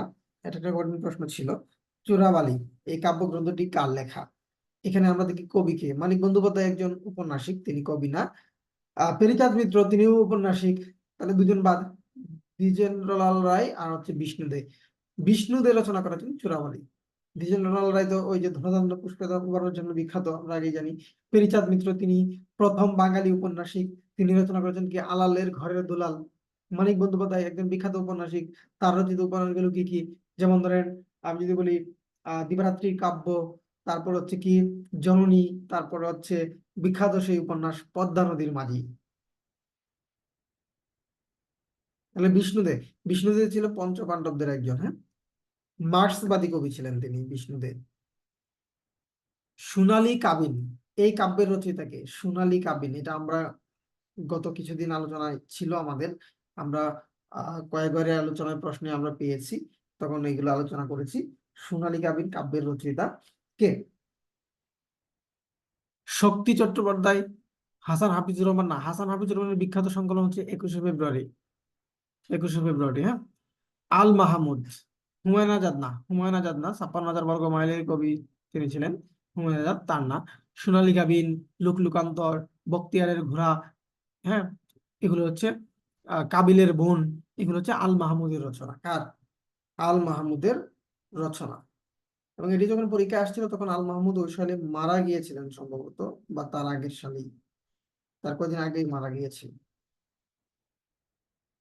মনোহর শব্দটির সন্ধিবিচ্ছেদ কি হবে? আপনাদেরকে আমি বলেছিলাম, মনে আছে কিনা, বিসর্গ সন্ধির ক্ষেত্রে এই বিসর্গের পরিবর্তে কি কি বসতে পারে? বিসর্গের পরিবর্তে বসতে পারে হচ্ছে সজাত ধ্বনি, তাই না? হ, র, আরেকটা হচ্ছে কি ওকার সন্ধিতে, হ্যাঁ, ওকার। এখন আসেন আমরা দেখি এখানে মনোযোগ হর, মনোহর, তাহলে তো এখানে সরাসরি হয়ে যাচ্ছে, এখানে কোনো বিসর্গ সন্ধি নাই। মনোযোগ অহর, না, হবে না। মনোহর মানে কি? যেটা মনোমুগ্ধকর, যেটা আপনাকে মুগ্ধ করে দেয়, তাই না? মন যুগ হর, না, এখানে কি নাই, বিসর্গ নাই। তাহলে এই যে ওকার, ওকারের পরিবর্তে একটা বিসর্গ আনতে হবে, এখানে বিসর্গটা আছে আর বাকি শব্দটা পরে। এরকম ধরেন মন যোগ যোগ, আমরা কি লিখবো? মনো যোগ তপোবন, সেম, একই হবে তপোবন, হ্যাঁ। মনোরম একই হবে, মনোযোগ একই রকম হবে। ব্যতিক্রম কি হবে? ব্যতিক্রম মনোযোগ কষ্ট, এটা হবে ব্যতিক্রম। এটা নিপাতনের সিদ্ধ সন্ধি, এটা বানানটাও এরকমই থাকবে, মনোকষ্ট মানে মনোকষ্ট।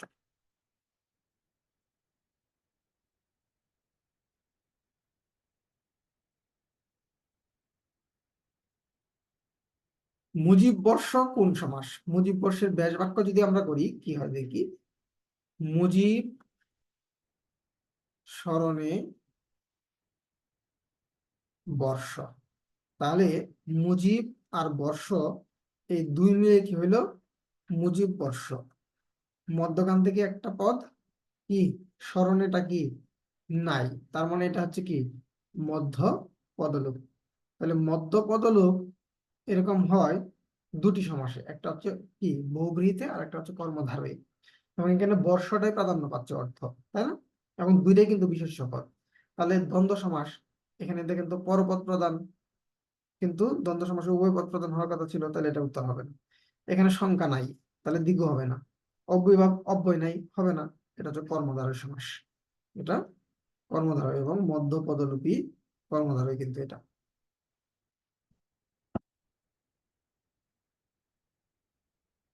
চাঁদ দেখা যাচ্ছে এ বাক্যে কোন বাচ্যের প্রয়োগ ঘটেছে?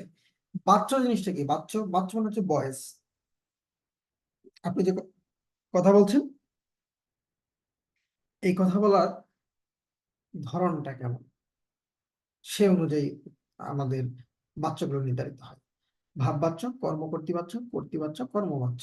কর্তা যখন সরাসরি নিজেই কাজটা করেন, কর্তা প্রধান থাকে, সেখানে আমরা সেটাকে বলি কর্তৃবাচ্য। আর যদি কর্ম প্রধান থাকে তাহলে কর্মবাচ্য বলি। আর কোন কর্ম যদি কর্তার মতো আচরণ করে তাহলে আমরা সেটাকে কি বলি? কর্মকর্তৃবাচ্য বলি। যেমন ধরেন বাঁশি বাজে। আচ্ছা, বাঁশি নিজে বাজতে পারে? বাঁশি নিজে বাজতে পারে না, বাঁশিটা কেউ না কেউ বাজায়। চাঁদ দেখা যাচ্ছে, চাঁদ কি নিজে নিজে দেখা যায়? কেউ না কেউ দেখছে, তাই না? তো এইটা হচ্ছে কর্মকর্তৃবাচ্য।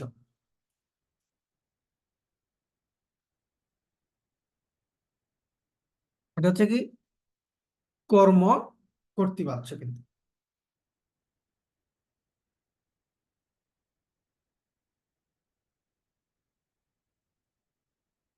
জরা শব্দের বিপরীত কি? জরা মানে কি জানেন? জরা মানে হচ্ছে বৃদ্ধ। জরা মানে বৃদ্ধ, তাহলে জীবন হবে? জীবন মৃত্যু একটা আর একটা বিপরীত শব্দ, তাই না? পতিত মানে কি? গিয়ে পড়া। একটা হচ্ছে কি উত্থান আর একটা হচ্ছে কি পতন, তাহলে এটার বিপরীত কিন্তু না। জরার বিপরীত হচ্ছে যৌবন। যৌবন মানে হচ্ছে একদম তাগড়া জোয়ান তরুণ, আর জরা মানে হচ্ছে বৃদ্ধ বা বয়স্ক।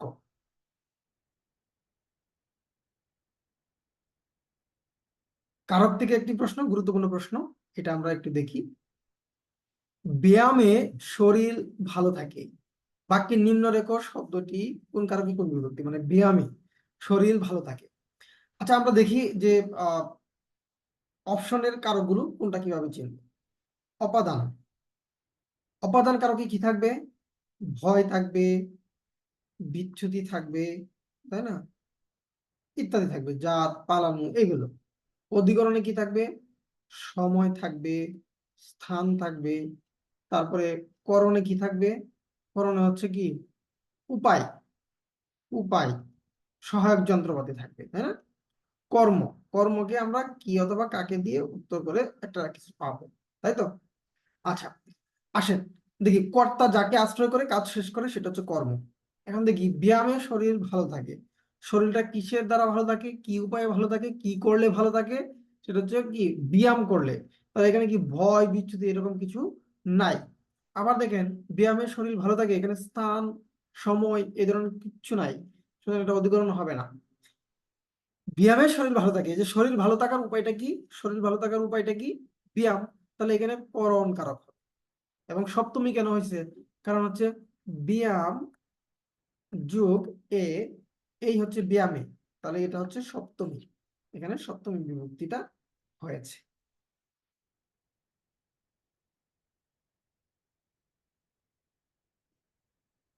যা বলা হবে, গত ক্লাসে আমাদের আলোচনায় ছিল যে যা বলা হয়েছে, যা বলা হয়েছে সেটা আমাদের আলোচনায় ছিল।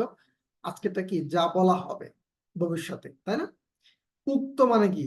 উক্ত বলা, বলা হয়ে গেছে অলরেডি, এটা হচ্ছে উক্ত। বাক্য মানে তো একটা বাক্য, ভাষা। ভবিতব্য মানে কি? ভবিষ্যতে কোনো কিছু হবে এরকম জিনিস। তাহলে যা বলা হবে এটা হচ্ছে বক্তব্য। আর যা বলা হয়নি, বলা হয়নি, এটা কি হবে? অনুক্ত হবে। এটা হবে অনুক্ত। তাহলে যা বলা হয়েছে বক্তব্য, সরি, যা বলা হয়েছে উক্ত, যা বলা হয়নি অনুক্ত, যা বলা হবে বক্তব্য। আর ভবিতব্য মানে কি? ভবিষ্যতের জিনিস। আরেকটা জিনিস আসে আমাদের, ব্যক্ত। এই ব্যক্ত মানে কি? যেটা প্রকাশ করা হয়েছে, যেটা প্রকাশ করা হয়েছে এটা হচ্ছে ব্যক্ত। ব্যক্ত মানে কিন্তু বলা না, বা কথার সাথে তার কোনো সম্পর্ক নাই।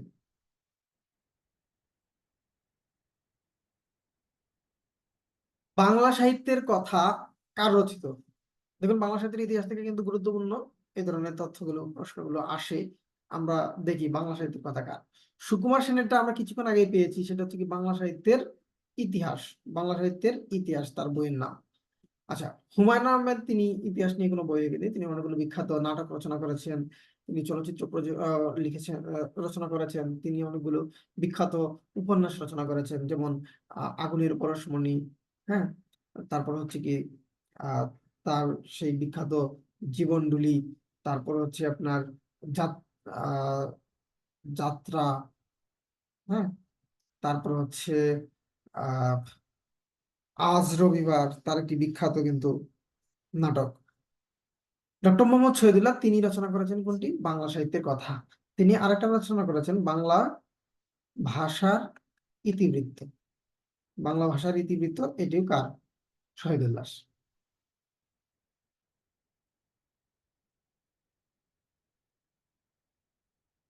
বাংলা ভাষায় কয়টি তৎসম উপসর্গ রয়েছে?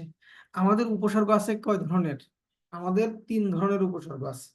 এক হচ্ছে কি খাঁটি বাংলা, 2 হচ্ছে কি তৎসম, 3 হচ্ছে কি বিদেশি। তাহলে কোনটা কত?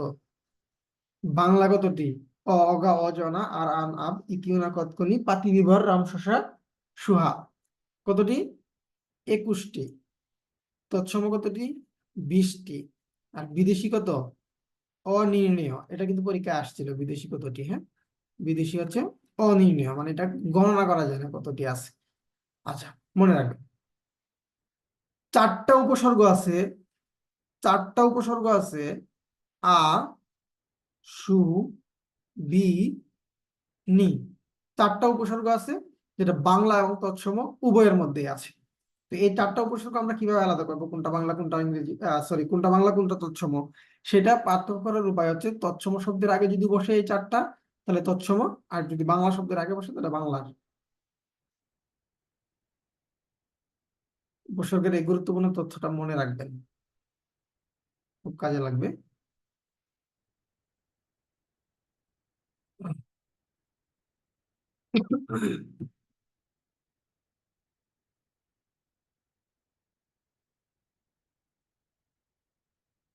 বাংলা বর্ণমালায় মাত্রাহীন বর্ণের সংখ্যা কতটি?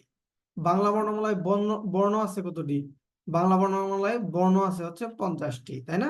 মোট বর্ণ। তো এই মোট 50টি বর্ণের মধ্যে আমরা যদি এটাকে সাজাই সমস্ত আকারে, তাহলে 32 সমস্ত, যদি 10 ভাগের 8 লিখি, তাহলে আমরা দেখি এখান থেকে কি বের করা যায়। দেখুন, 32 আর 10 কত হবে? 42, আর 8 হচ্ছে 50। 50টা বর্ণ মিলাইলাম। এখন দেখেন, এই 32 হচ্ছে পূর্ণমাত্রা। পূর্ণমাত্রা, পূর্ণমাত্রা মানে কি? যেমন ক, উপরে কি মাত্রাটা পূর্ণ। আর এখানে কি আছে? শূন্য আছে না? শূন্য আছে মানে কি? হীন, নাই। তাহলে এটা হচ্ছে মাত্রাহীন। মাত্রাহীন। আর 8, 8, 8-এর সাথে অর্ধের একটা মিল আছে না? তাহলে এটা হচ্ছে অর্ধমাত্রা। এভাবে মনে রাখবে না, 32 সমস্ত 10 ভাগের 8, এভাবে মনে রাখতে পারেন আপনারা। হীন মানে কি? যেমন ও, মাত্রা আছে? নাই। অর্ধ মানে কি? যেমন রি, তালবর্ষ, এগুলো কি? অর্ধমাত্রা। এরকম আর কি। মনে রাখবেন, পূর্ণমাত্রা 32টি, অর্ধমাত্রা 8টি, আর মাত্রাহীন বর্ণ হচ্ছে 10টি। বাবা শব্দটি কোন ভাষা থেকে আগত? বাবা, এটি কোন ভাষা থেকে আগত? ফার্সি না, হিন্দিও না, উর্দু না। বাবা হচ্ছে তুর্কি শব্দ। বাবা কি শব্দ? তুর্কি শব্দ। দারোগা, তোপ, এগুলো তুর্কি শব্দ। নানি, নানিও কিন্তু তুর্কি শব্দ।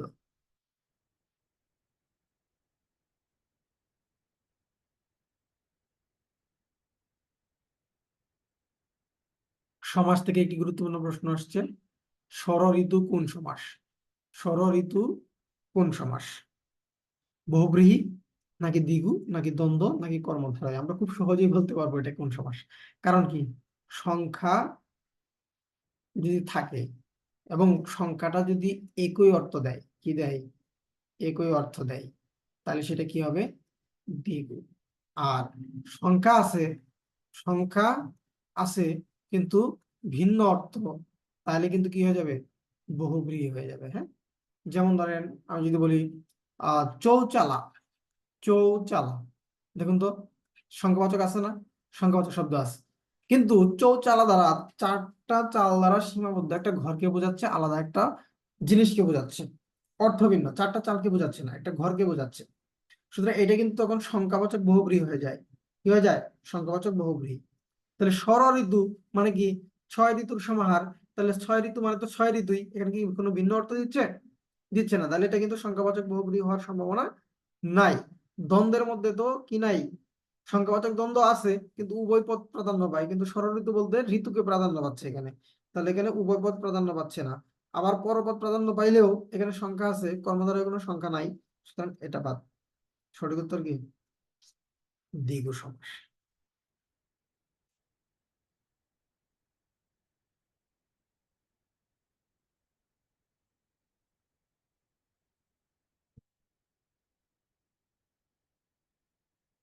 এটা অর্থনীতিতে খুব ব্যবহৃত হয়। ফরগারি এই শব্দের বাংলা পরিভাষা কি? ফরগারি, ফরগারি মানে কি? এটা বেশি সময় না নেই, পারিভাষিক শব্দ। ফরগারি মানে হচ্ছে জালিয়াতি। ফরগারি মানে কি? জালিয়াতি।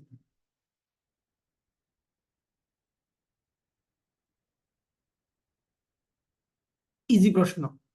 জটিল বাক্যের অন্তর্গত প্রত্যেক খণ্ড বাক্যের পর কি বসে? জটিল বাক্যে কিন্তু অনেকগুলো বাক্যাংশ থাকে। তো এই খণ্ড বাক্যগুলো কি আপনি যদি যুক্ত করেন, তাহলে আপনি সেখানে কি যুক্ত করবেন? একটা বাক্য যদি পরিপূর্ণ অর্থ না দেয় আরেকটা অংশ ছাড়া, তাহলে সেখানে আমরা কি ব্যবহার করি? কমা ব্যবহার করি, তাই না? সেখানে কমা ব্যবহার করতে হবে।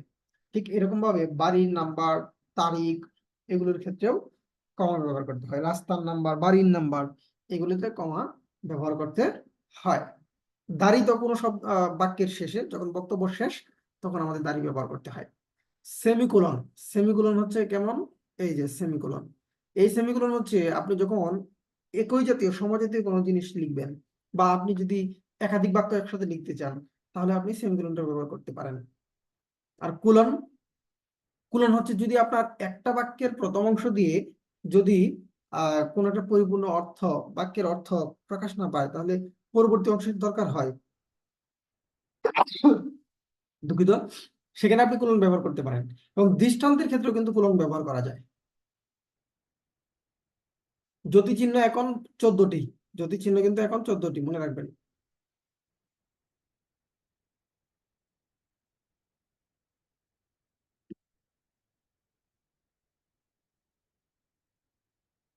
প্রলেতারিয়েত, এটার সাথে, শব্দটার সাথে আমরা সবাই পরিচিত।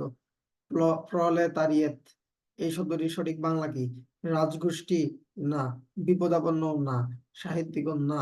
সাহিত্যিক হচ্ছে কি? যিনি লিটারেচার নিয়ে কাজ করেন, তাই না, অথর। সর্বহারা, প্রলেতারিয়েত বলতে সর্বহারাকে বোঝায়। এটা মূলত সমাজতন্ত্র যখন ছিল, তখন এই প্রলেতারিয়েত খুব আলোচনায় ছিল, সর্বহারা।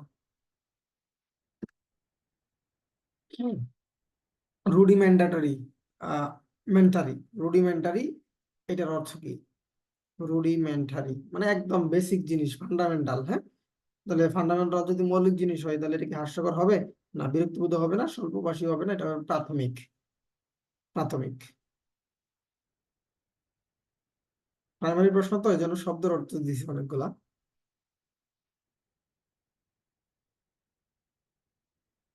শেপলিং শব্দের অর্থ কি? এটা আর একটা শব্দের অর্থ, যদি এটা অনেকেই পারে নাই, কারণ এটা অপরিচিত একটা শব্দ। শেপলিং শব্দের অর্থ কি?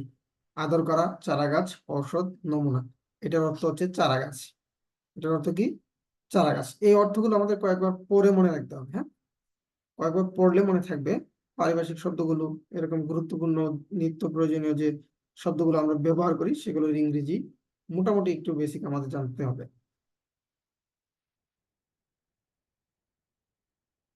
বাংলা ভাষার প্রাচীন যুগের সময়কাল। আচ্ছা, বাংলা ভাষার প্রাচীন যুগ বলেছে কিন্তু, হ্যাঁ। তো বাংলা ভাষা এবং সাহিত্যের যে ইতিহাস, সেই ইতিহাসটাই তো শুরু হয়েছে কি দিয়ে? চর্যাপদ দিয়ে। তাহলে চর্যাপদের যে ইতিহাস, সেটা হবে বাংলা ভাষা ও সাহিত্যের ইতিহাস। তাহলে প্রাচীন যুগ কত হবে? 700 থেকে 1400, 650 থেকে 1200, 400 থেকে 800, 700 থেকে 1000, কোনটা হবে? 650 থেকে 1200। এবং এই মতটা কে দিয়েছেন? ডক্টর মোহাম্মদ শহীদুল্লাহ। আর সুনীতি বলেছেন হচ্ছে 950 থেকে, 950 থেকে 1200 বলেছেন কে? সুনীতি। দুদিনের এই ভিন্ন মত রয়েছে।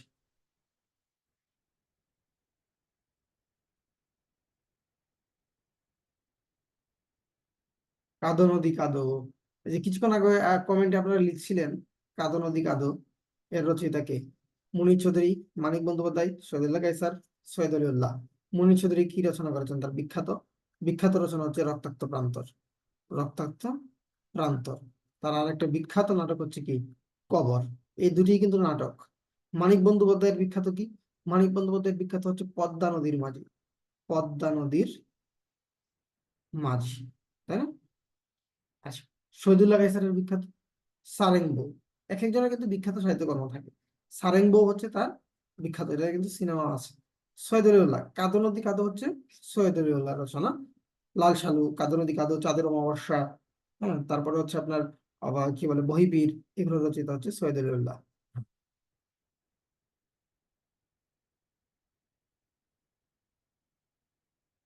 একটা উক্তি থেকে প্রশ্ন এসেছে, ফুল ফুটুক আর না ফুটুক আজ বসন্ত। এটা কার? ফুল ফুটুক আর না ফুটুক আজ বসন্ত, এই উদ্ধৃতিটি কার? ডিজেন্দ্রলালের, শামসুর রহমানের, নাকি কামিনী রায়ের? কামিনী রায়ের নাকি শামসুর রহমান? আমরা কামিনী রায়ের উক্তি পেয়েছি সেখানে পরার্থে। তার একটা কবিতা আছে, সেটা আমরা পড়েছি সবাই। শামসুর রহমানের ভাষা আন্দোলন নিয়ে, মুক্তিযুদ্ধ নিয়ে বিখ্যাত বিখ্যাত লেখা আছে। দ্বিজেন্দ্রলাল রায়ের সেই ধনধন্য পুষ্প পরে আমরা পড়েছি ফুল ফুটুক আর না ফুটুক আজ বসন্ত। এটা হচ্ছে সুভাষ মুখোপাধ্যায়ের একটা গুরুত্বপূর্ণ উক্তি, এবং এটা আমরা সবাই এখন জানি। হ্যাঁ, আর এটা এটা নিয়ে আমরা সবাই ফেসবুকে লেখালেখি করি যখন ফাল্গুন আসে। বিবর শব্দের অর্থ কি? এখানে শব্দের অর্থ চেয়েছে, বিবরের অর্থ কি? চূড়া মানে কি? চূড়া, চূড়া মানে হচ্ছে শিকড়। শিকড় একেবারে সর্বোচ্চ পর্যায়ে। বরহীনা, বরহীন, গহ্বর। বরহীনা, বরহীন মানে কি? বিধবা, তার কোনো বর নাই। তার কি হবে? গহ্বর। বিবর মানে হচ্ছে গহ্বর, মানে গর্ত, হ্যাঁ, খোলা জায়গা। কৃষ্ণ গহ্বর যেমন পড়েছেন না, ওই গহ্বর আর কি। বাংলাদেশ কবিতাটি কার? বাংলাদেশ নামে যে বিখ্যাত ইন্টারমিডিয়েটে পাঠ্য যে কবিতাটি, এই কবিতাটির রচয়িতা কে?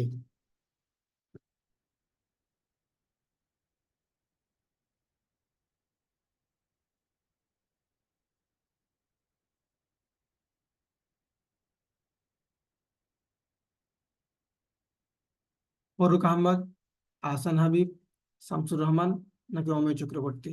বাংলাদেশ কবিতাটি হচ্ছে অমিয় চক্রবর্তীর। অমিয় চক্রবর্তী কিন্তু পঞ্চপাণ্ডবদের একজন। তিনি তিরিশের কবি নামে পরিচিত। তিরিশের কবি, তিরিশের কবি অমিয় চক্রবর্তী পঞ্চপাণ্ডবদের একজন। ফরুক আহমেদের বিখ্যাত কবিতা কি? ফরুক আহমেদের বিখ্যাত কবিতা হচ্ছে পাঞ্জেরি।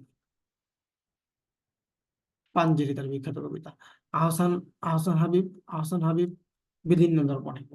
শামসুর রহমানের, তার বিখ্যাত কি? ফেব্রুয়ারি 1969, আসাদের শার্ট, এগুলো তার বিখ্যাত কবিতা।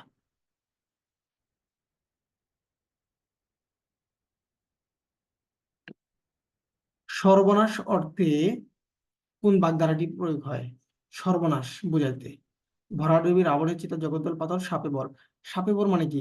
একেবারে ধরেন অনিষ্টের ইষ্ট হওয়া, মানে হচ্ছে কি? ভালো কিছু হওয়া, কল্যাণ হওয়া, এক কথায় দরিদ্র কল্যাণ হওয়া।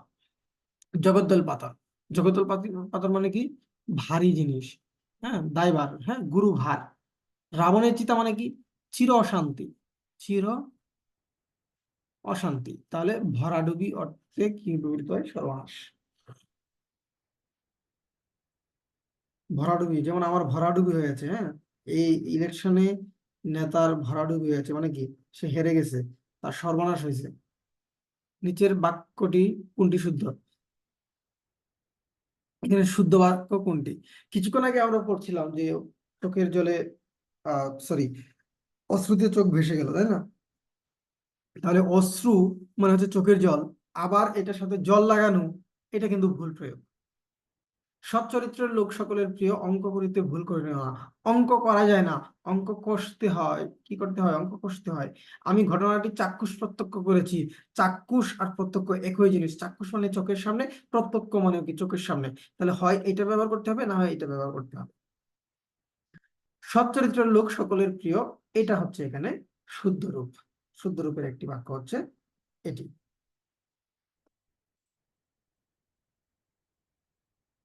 চলিত রীতিতে সর্বনাম এবং ক্রিয়া কেমন হয়? চলিত এবং সাধু রীতির প্রধান যদি পার্থক্য বলি, এটা হচ্ছে সর্বনাম এবং ক্রিয়ার। কারণ চলিত রীতিতে সর্বনাম এবং ক্রিয়া কি হয়? সংক্ষিপ্ত হয়, আর দীর্ঘ হয় সাধু রীতিতে। সাধু রীতিতে যেমন করিতে, এটাকে যদি আমরা চলিততে লিখি তাহলে লিখবো কি? করতে। এই যে সংক্ষিপ্ত হয়ে গেল। তারপর যেমন তাহারা, তাহারা, এটাকে আমরা কি লিখবো? তারা। সংক্ষিপ্ত হয়ে গেল না? সর্বনাম ক্রিয়া দুইটাই সংক্ষিপ্ত হয়েছে কোথায়? চলিতদের ক্ষেত্রে। এবং তাদের প্রধান পার্থক্য কিন্তু এখানেই। আমরা কোনো অংশ যদি বাদ দেই কোনো একটা কথা থেকে, তাহলে কোন চিহ্ন বসাইতে হয়? কমা তো বাদ দেওয়া না, কমা বরং হচ্ছে আরো কিছু আছে শব্দ বাক্য, সেখানে বসাইতে হয়। কোলনও সেম, সেমিকোলনও সেম, সেখানে আমাদের ত্রিবিন্দু বসাইতে হয়। যেমন আমি যদি বলি একটা বাক্য, কি বললাম? আমি, তার মানে কি এখানে আরো কিছু ছিল। আমি দিয়ে ত্রিদল দেওয়া মানে কি?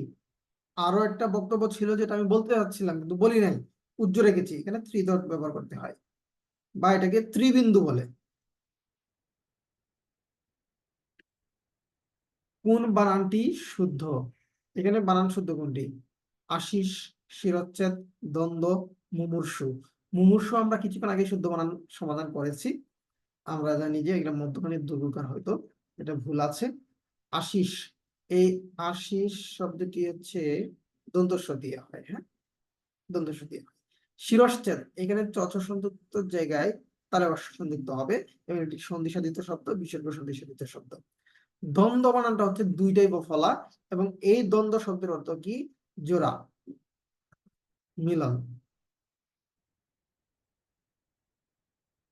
তার এখানে দ্বন্দ্ব বানান সঠিক হচ্ছে দুইটাই বফলা। মেমোরেন্ডাম শব্দের অর্থ কি? মেমোরি, মেমোরি থেকে মেমোরেন্ডাম। মেমোরি মানে কি? স্মরণ রাখা। তাহলে পরীক্ষাগার হবে, ল্যাবরেটরি হবে না। গণসংযোগ নাকি অবতরণ নাকি স্মারকলিপি? স্মারকলিপি, যেটা আপনার স্মরণের জন্য, কাউকে স্মরণ করার জন্য, কাউকে মনে রাখার জন্য তাকে কি দেন আপনি? স্মারকলিপি দেন, তাই না? এটা হচ্ছে মেমোরেন্ডাম। মেমোরি থেকে মেমোরেন্ডাম, এইভাবে মনে রাখবেন।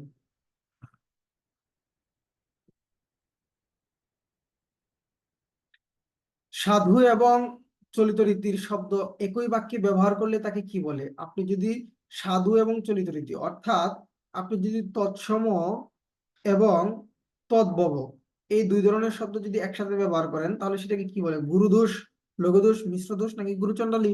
গুরুচণ্ডালী। যেমন ধরেন, আপনি যদি বলেন সব মরা, সব, আপনি যদি বলেন সব পুরা, সব মানে লাশ, পুরা মানে পুরানো। আর যদি বলেন মরা দাহ, দাহ মানে কি? পুরানো, মরা মানে লাশ। মানে দাহটা হচ্ছে কি? তৎসম শব্দ, আর তদ্ভব হচ্ছে মরা। এই সব হচ্ছে তৎসম, পুরা হচ্ছে তদ্ভব, তাহলে এইগুলা কি? গুরুচণ্ডালী। শুদ্ধ কি হবে? সব দাহ, সব দাহ সঠিক হবে। আর মরা পুরা সঠিক, মরা পুরা সঠিক হবে, ঠিক আছে?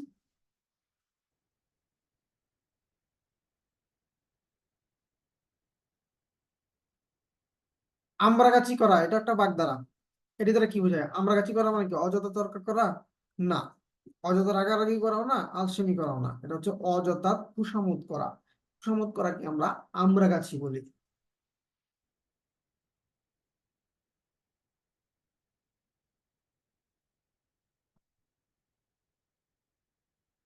হাইপেন কোথায় বসে? হাইপেন, হাইপেনে কিন্তু থামতে হয় না, হ্যাঁ। হাইপেন এমন একটা যদি চিহ্ন যেখানে থামতে হয় না, থামার প্রয়োজন নাই। তো দুই বাক্যের সংযোগ, দুই শব্দের সংযোগ, বাক্যে উদ্ধৃতি প্রয়োগ, আমি সহজ কথায় বলি, সমাসে, যেমন দ্বন্দ্ব সমাসে বাবা মা, তাহলে কোথায় বসলো? দুইটা শব্দের সংযোগ ঘটাইতে হাইপেন ব্যবহার করা হয়। বাক্যে উদ্ধৃতি প্রয়োগ করতে উদ্ধরণ চিহ্ন ব্যবহার করতে হয়, তাই না? আর উক্তি বুঝাইতেও উদ্ধরণ চিহ্ন ব্যবহার করতে হয়। আর দুই বাক্যের সংযোগ দেখাইতে, সেখানে দুই বাক্যের যদি সংযোগ বলি তাহলে কোলন ব্যবহার হয়, সেমিকোলন ব্যবহার হয়। এগুলো হচ্ছে দুই বাক্যের সংযোগ বসে।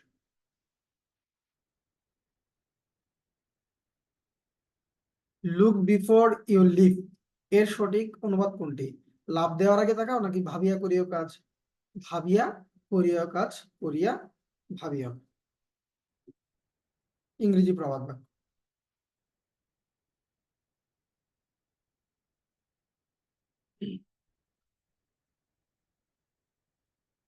সন্ধি শব্দের অর্থ কি? সন্ধি শব্দের অর্থ কি? সংক্ষেপণ নাকি মিলন নাকি একপদীকরণ নাকি চিহ্ন? চিহ্ন তো হচ্ছে প্রতীক, বর্ণ, তাই না? প্রতীক বা বর্ণ।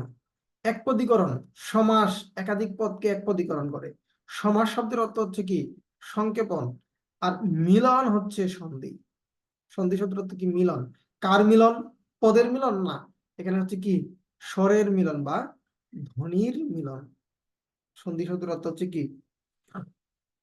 ধ্বনির মিলন।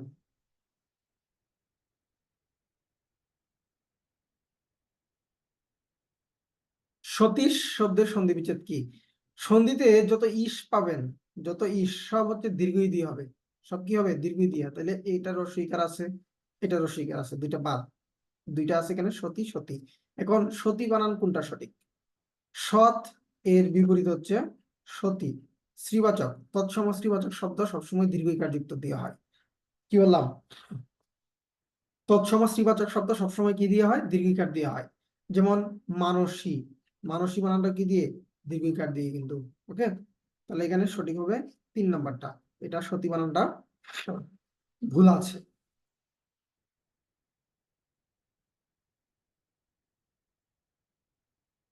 অনাথ, অনাথের স্ত্রীলিঙ্গ কি হবে? অনাথ মানে কি? যার বাবা মা নাই, তাই না? এতিম, দরিদ্র। তো অনাথিনী নাকি আহ এই অনাথিনী নাকি অনাথিনী, অনাথী নাকি নাথবতী? মূলত এটা অনাথা হবে। কি হবে? অনাথা। যেহেতু অনাথা নাই, এখানে অনাথিনীটা সঠিক হবে। এখন অনাথিনী বানান কি দীর্ঘই আগে হবে নাকি রস্বই আগে হবে? আমরা একটা নিয়ম করেছিলাম না, আগে রস্বই তারপরে দীর্ঘই, তারপরে রস্বই তারপরে দীর্ঘই, এরকম। দেখুন তো এখানে কোনটা মিলে? আগে দীর্ঘই হয়ে গেছে, তাহলে এটা হবে না। সঠিক উত্তরটা হবে 2 নম্বরটা, অনাথিনী। ভিখারিণী, পিপীলিকা, এগুলো সব আগে রস্বইকার তারপরে কি? দীর্ঘইকার। তবে এটা প্রকৃত অর্থে কিন্তু অনাথা। হ্যাঁ, যে নারীর হাসি পবিত্র তাকে কি বলে? পবিত্রতা বুঝাইতেই সূচি ব্যবহৃত হয়। কি ব্যবহৃত হয়? পবিত্রতা বললেই সূচি, পবিত্রতা বললেই সূচি। তাহলে হাসি পবিত্র, সুচিস্মিতা, সুহাসিনী মানে কি? যে খুব ভালো হাসে, সুন্দর হাসে। তো তবে সুন্দর হাসে তাকে বলা হয় কিন্তু সুচিস্মিতা। যদি বলতো এখানে সুন্দর, যে নারীর হাসি সুন্দর তাকে সুচিস্মিতা বলে। সুহাসিনী, যে খুব ভালো হাসে তাকে সুহাসিনী বলে।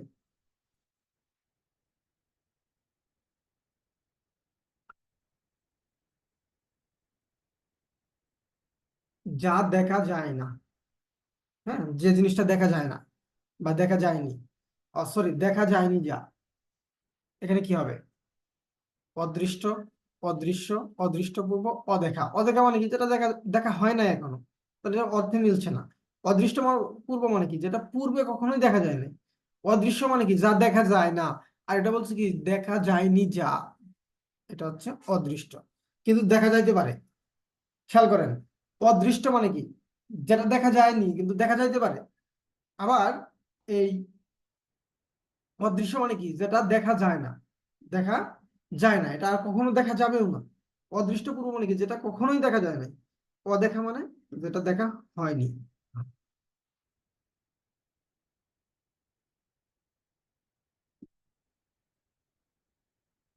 আমি কি ডরাই সখী ভিখারি রাঘবে? এখানে রাঘবে শব্দটি কোন কারকে, কোন বিভক্তি? এখানে রাঘবকে ডরানোর কথা বলা হচ্ছে। ডর মানে কি? ডর মানে কি? ভয়। তাহলে ভয় বিচ্যুতি এগুলো যদি থাকে তাহলে কি হয়ে যায়? অপাদান হয়ে যায়। এখানে ডরানোর কথা বলা হচ্ছে, ভয়ের কথা বলা হচ্ছে, তাহলে এটা কি হবে? অপাদান। এবং রাঘবে মূল শব্দটা কি? মূল শব্দটা হচ্ছে রাঘব। রাঘব, এর সাথে আমি এ যুক্ত করলাম, তার মানে কি? সপ্তমী। তাহলে অপাদানে সপ্তমী হবে এটা। যেমন যেখানে বাঘের ভয় সেখানে রাত হয়। এই যে বাঘের ভয়, এই বাঘের শব্দটাও কিন্তু কি হবে? ষষ্ঠী, অপাদানে ষষ্ঠী হয়ে যাবে।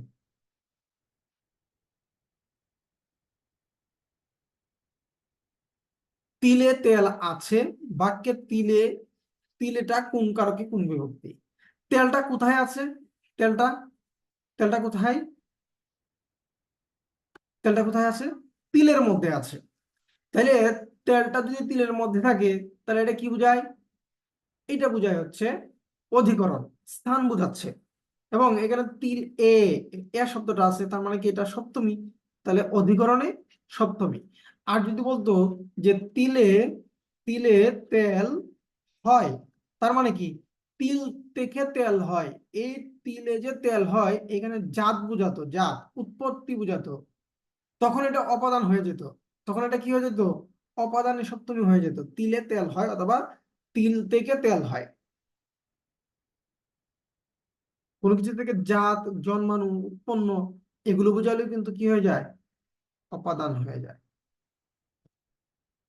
কুন্তল শব্দের সমার্থক কোনটি? কুন্তল, কুন্তল মানে হচ্ছে চুল, চুল। এখন চুলের সমার্থক কোনটি? কেশ, কেশ মানে চুল, কুন্তল মানে চুল।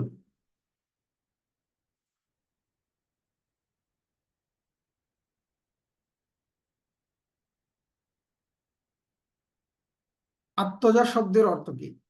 সরি, আত্মজা শব্দের সমার্থক শব্দ নয় কোনটি? আত্মজা শব্দের সমার্থক শব্দ নয় কোনটি? এটা কি দুহিতা হবে, নাকি তনয় হবে, নাকি পুত্র হবে, নাকি কন্যা হবে? আত্মজা, আত্মজা শুনে আমরা অনেকে মনে করতে পারি যে এটা মনে হয় মেয়ে, কিন্তু না। দুহিতা তনয়া, দুহিতা তনয়া আর হচ্ছে কন্যা, এগুলো হচ্ছে কি মেয়ে। আর আত্মজা মানে হচ্ছে পুত্র, আত্মজা মানে হচ্ছে পুত্র, সুত মানে হচ্ছে পুত্র।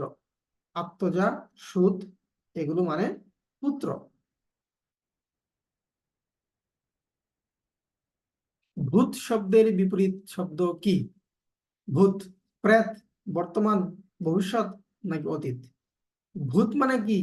পূর্বে। ভূত মানে কি? পূর্ব, গত হয়েছে যেটা, তাহলে গত হওয়া, এটার বিপরীত কি হবে? ভবিষ্যৎ। ভূত মানে হচ্ছে অতীত, আর ভবিষ্যৎ হবে এটার বিপরীত, সঠিক বিপরীত।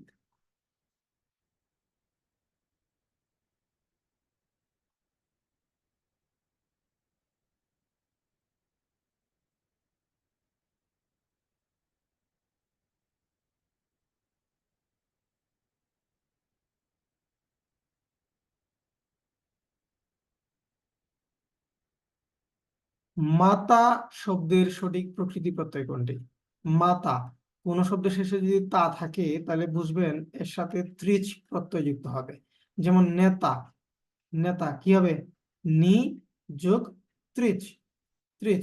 এরকম দাতা, দা যোগ ত্রিচ, দাতা। তাহলে এখানে ত্রিচ কোথায় আছে? শুধু একটা জায়গাতেই আছে। এবং এটা মা, মাটা কি বিশেষ্য পদ, তাহলে এটা হচ্ছে তদ্ধিত প্রত্যয়, নাম শব্দ। এটা কিন্তু ক্রিয়াবাচক শব্দ না, এটা তদ্ধিত প্রত্যয়।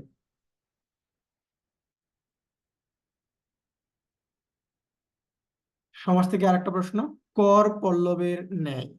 এখানে আমরা কি করছি? এখানে কর পল্লবের ন্যায়, আমরা করকে পল্লবের সাথে তুলনা করছি। কর মানে কি? বাহু, হাত। পল্লব মানে কি? কচি পাতা। আমরা কচি পাতার সাথে হাতকে তুলনা করছি, তাই না? দুইটাই কি? দুইটাই তো নাউন, দুইটাই কি নাউন বা বিশেষ্য পদ। দুইটাই যদি বিশেষ্য হয় তাহলে সেটা কি হয়ে যায়? উপমিত কর্মদ্বারয় হয়ে যায়। দুইটা বিশেষ্য হলে উপমিত কর্মদ্বারয় হয়ে যায়।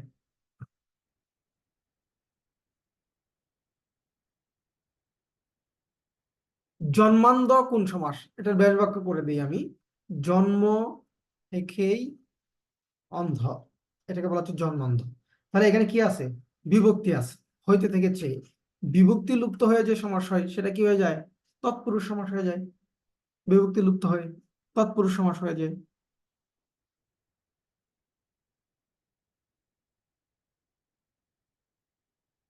বর্ধমান শব্দের প্রকৃতি প্রত্যয় কোনটি?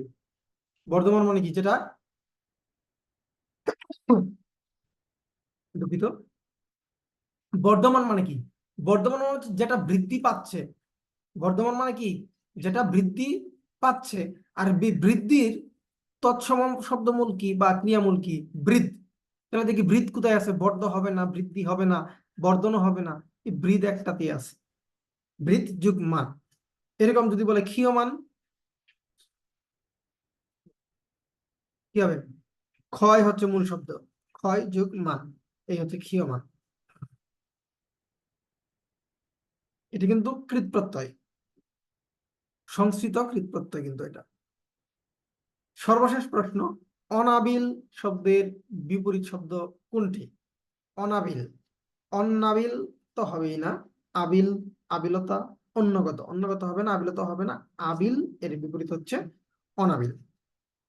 এই হচ্ছে আমাদের মোট 83টি প্রশ্ন ছিল আজকে। আমরা এই 83টি প্রশ্ন সমাধান করেছি। পরবর্তী ক্লাসগুলো আমরা আর ফ্রি দেব না, পরবর্তী ক্লাসগুলো শুধু পেইড ব্যাচের স্টুডেন্টদের জন্যই থাকবে। সেই ক্লাসগুলো আমরা রেকর্ড করে রাখবো, রেকর্ড করে গ্রুপে আপলোড করে দেব, এবং সেটা প্লে লিস্টে থাকবে, ইউটিউবের প্লে লিস্টে। এই ক্লাসগুলো আর ফ্রি থাকবে না। এরপরে যারা নতুন করে অন্যান্য যারা ফ্রি ক্লাস করছিলেন, আপনারা যদি ভর্তি হতে চান তাহলে পরবর্তী ক্লাসগুলো আপনাদের ভর্তি হয়ে করতে হবে। সবাই ভালো থাকবেন, সুস্থ থাকবেন, আজকে এই পর্যন্তই রাখছি। শুভরাত্রি।